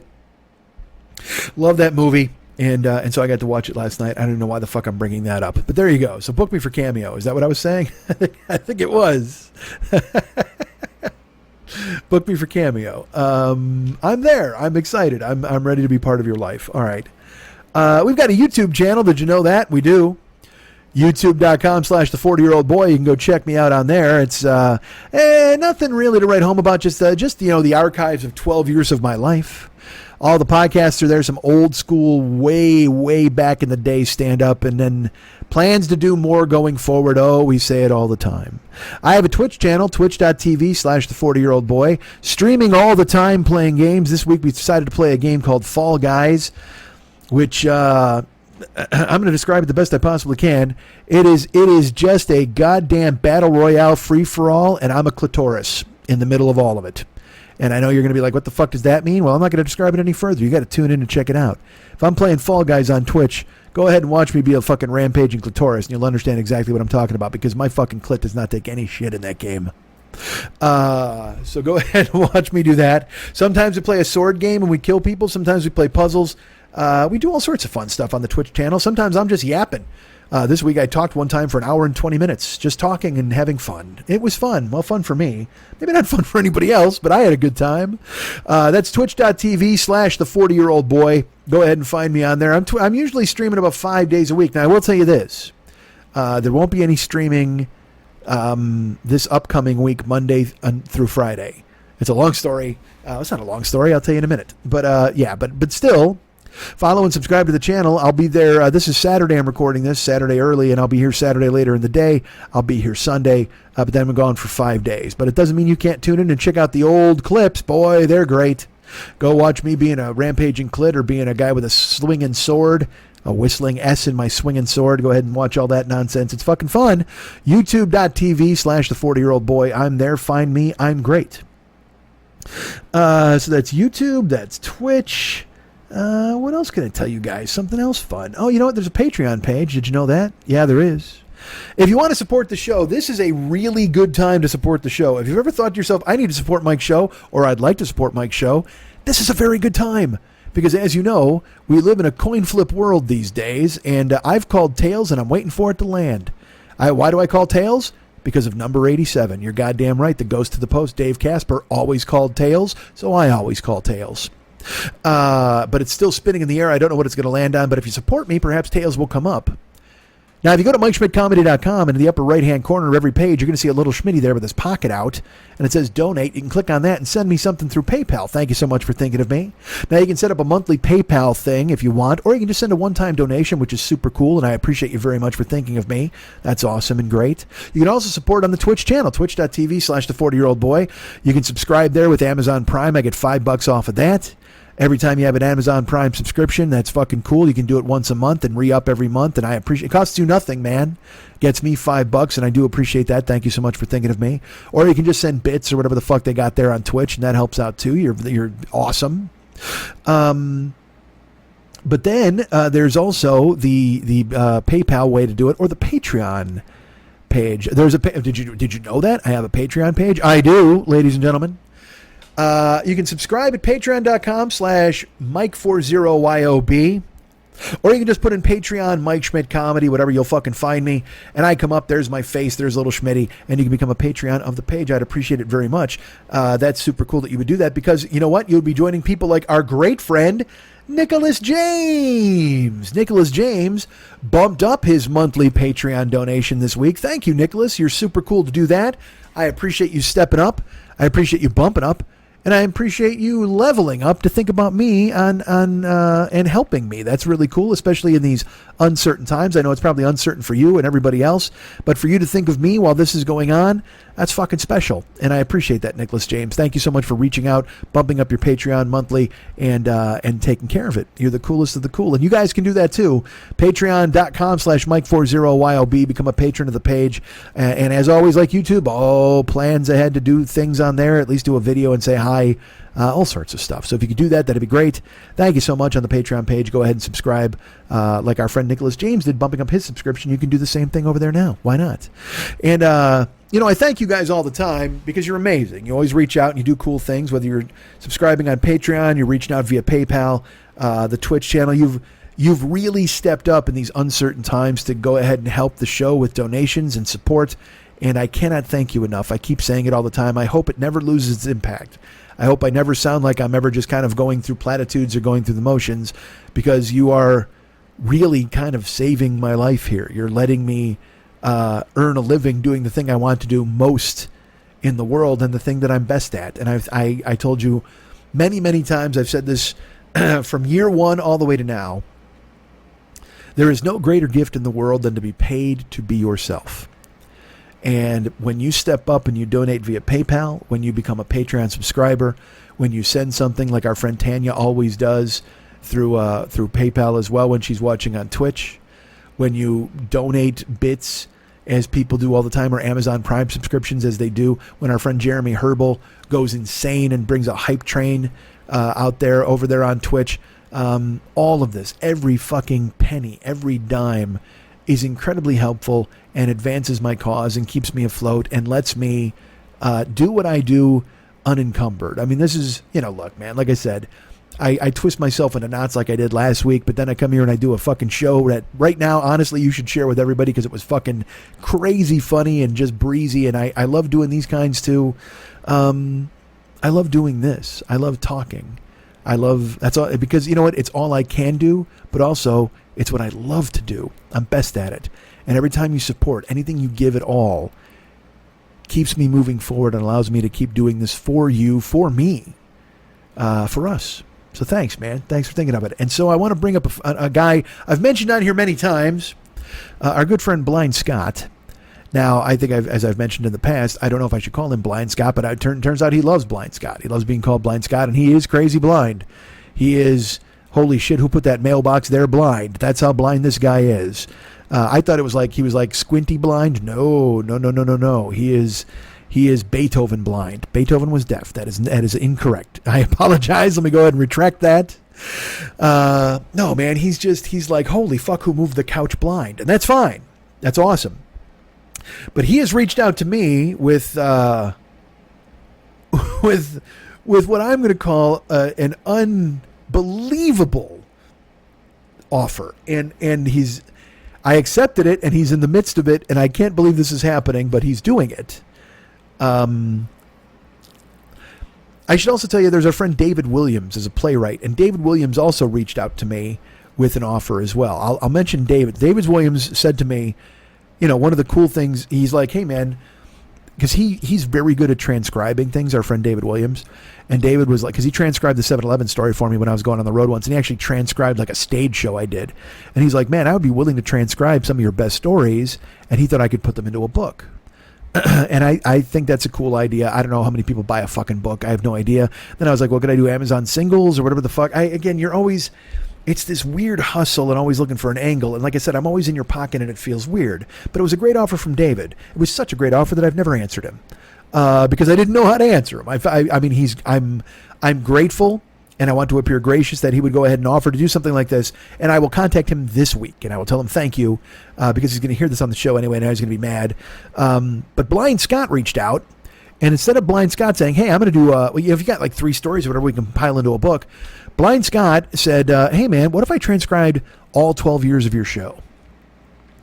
And as I've done for David in the past, and I did for Blind Scott this time, I went, in my brain, I went, that's a fantastic idea. You will never do this. Because... I don't think, and here's what I said to Blind Scott. I literally said to him, I go, look, man, this is awesome that you want to do this. What would I have to pay for this? He's like, I want to do it because it helps me practice my transcribing. I want to get it done, but I just want to do it to support the show. And I said, that's fantastic, but I'm going to tell you this. This is a task that is Herculean at least and impossible at best. I said, you don't understand how much talking I do in an episode. And he's like, no. He goes, I figured it out. I think he said a half-hour show or an hour show is 8 pages of dialogue. He's like, yeah, an hour show is 8 pages. So, I figured it'll be like that. And I said, okay. I said, but you don't want to do this. I'm telling you, you don't want to undertake this burden, man. He's like, no. I totally want to do it. I want to do it for you. I want to do it for the show. It also gives me an opportunity to listen to the older shows and laugh my ass off again. And it's good practice because get this, Blind Scott, his wife is deaf. What? Yes. They live, and they probably live in a house without a roof, right? Don't you think? You got Blind Scott, you got deaf wife, and there's got to be they have a dog with 2 legs. I mean, I don't know, whatever. That's fine. But together, they come together. They're one solid family unit, and I love it. So he was doing transcribing things for his wife because she's deaf, and he wanted to share the show with her. How fucking incredible is that? He wanted her to be able to experience what I was saying, the thing that he loves. And oh my God, do you know how fucking amazing that makes me feel? So I then spent, an hour trying to talk him out of it, going, this is fabulous, but dude, It's so much work. It's so much fucking work. It's crazy amount of work. And he's like, I can do it. I want to do it. I'm excited to do it. I said, all right, but I think you're underestimating the amount of work that's going to be involved. And he had a timeline. He's like, no, he goes, I figure I can get it done. And and he was talking in months because he wants to do all 12 years. And he's like, I think I can get it done in this amount of time. And I'm like, I go, look. And he's like, is that okay? And I'm like, you don't have to ask permission from me for anything. I only had a couple of requests. Like, he's like, do you want a doc or do you want PDF files? I said, if you can send me both, send me both. Because then I can go through the doc and correct any spelling errors or names or whatever the fuck, And he's like, yeah, I can do that. That's fine.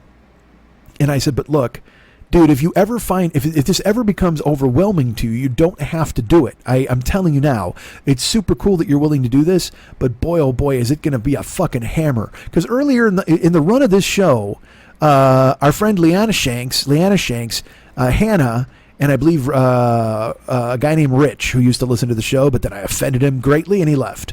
The three of them used to listen to the show, and they would do a thing where they would do like Never Not Notes. This guy Daryl does a thing for Never Not Funny where he compiles a bunch of notes.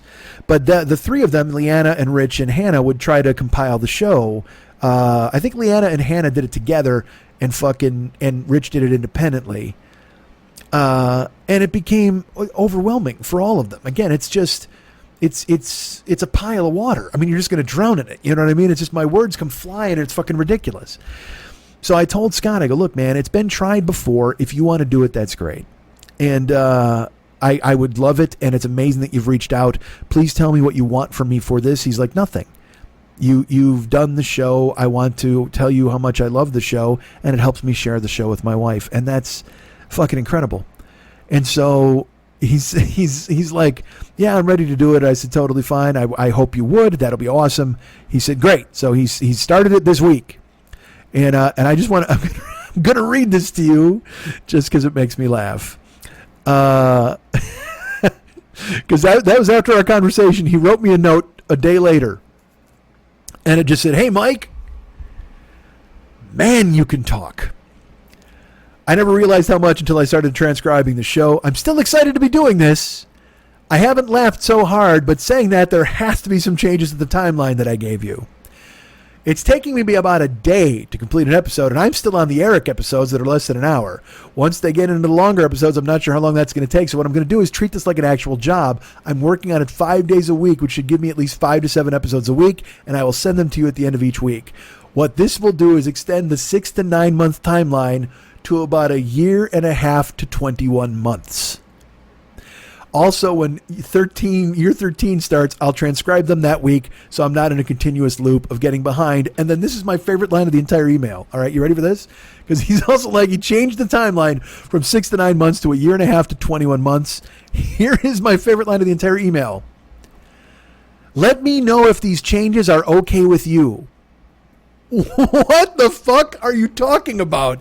Yes, I don't care. Please. It's amazing that you're even taking 1 second of your life to do this, let alone 1 year to 21 months to document my nonsense because it's special or important to you. I love you. Thank you for doing this. Yes, whatever you choose. And I told him, I made it very clear to him, whatever you decide to do is fine. If you want to write it in fucking crayon, I don't care. That's fucking cool because you're the one undertaking this. I didn't ask you to do it. I'm not making you do it, but goddamn, I'd appreciate it if you did it. That's fucking lovely. Send them to me.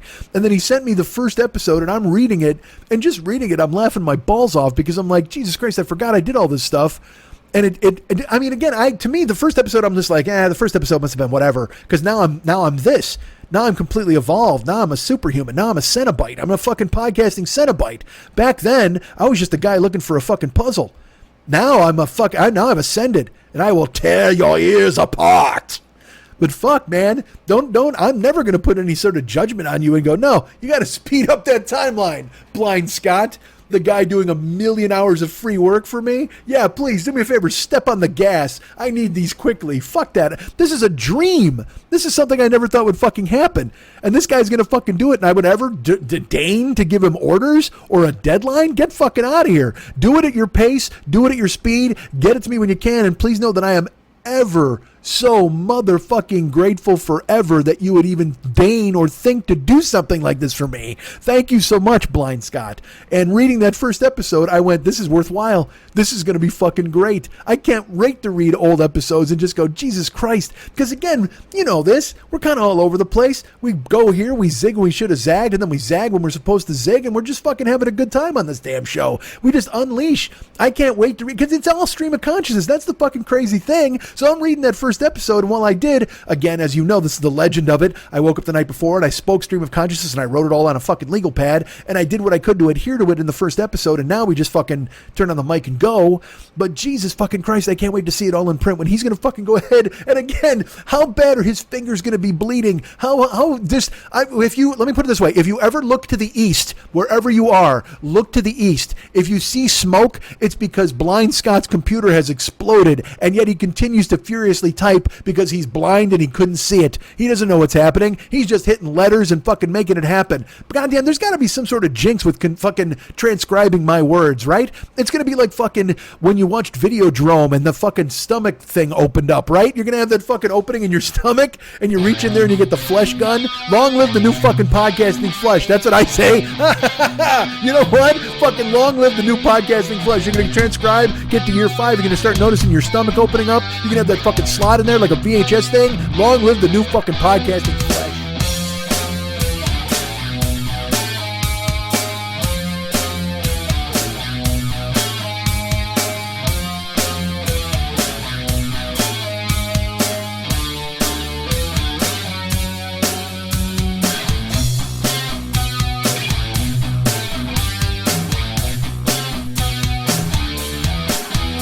If there's anything I like more than me, it's people who like me.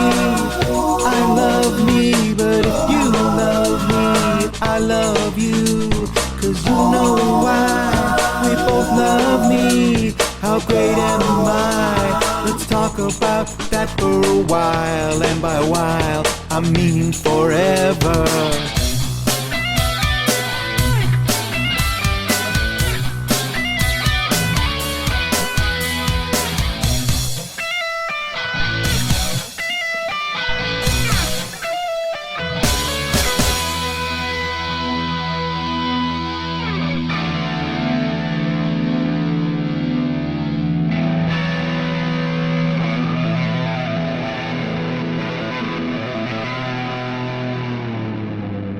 Charlie Doe Podcast.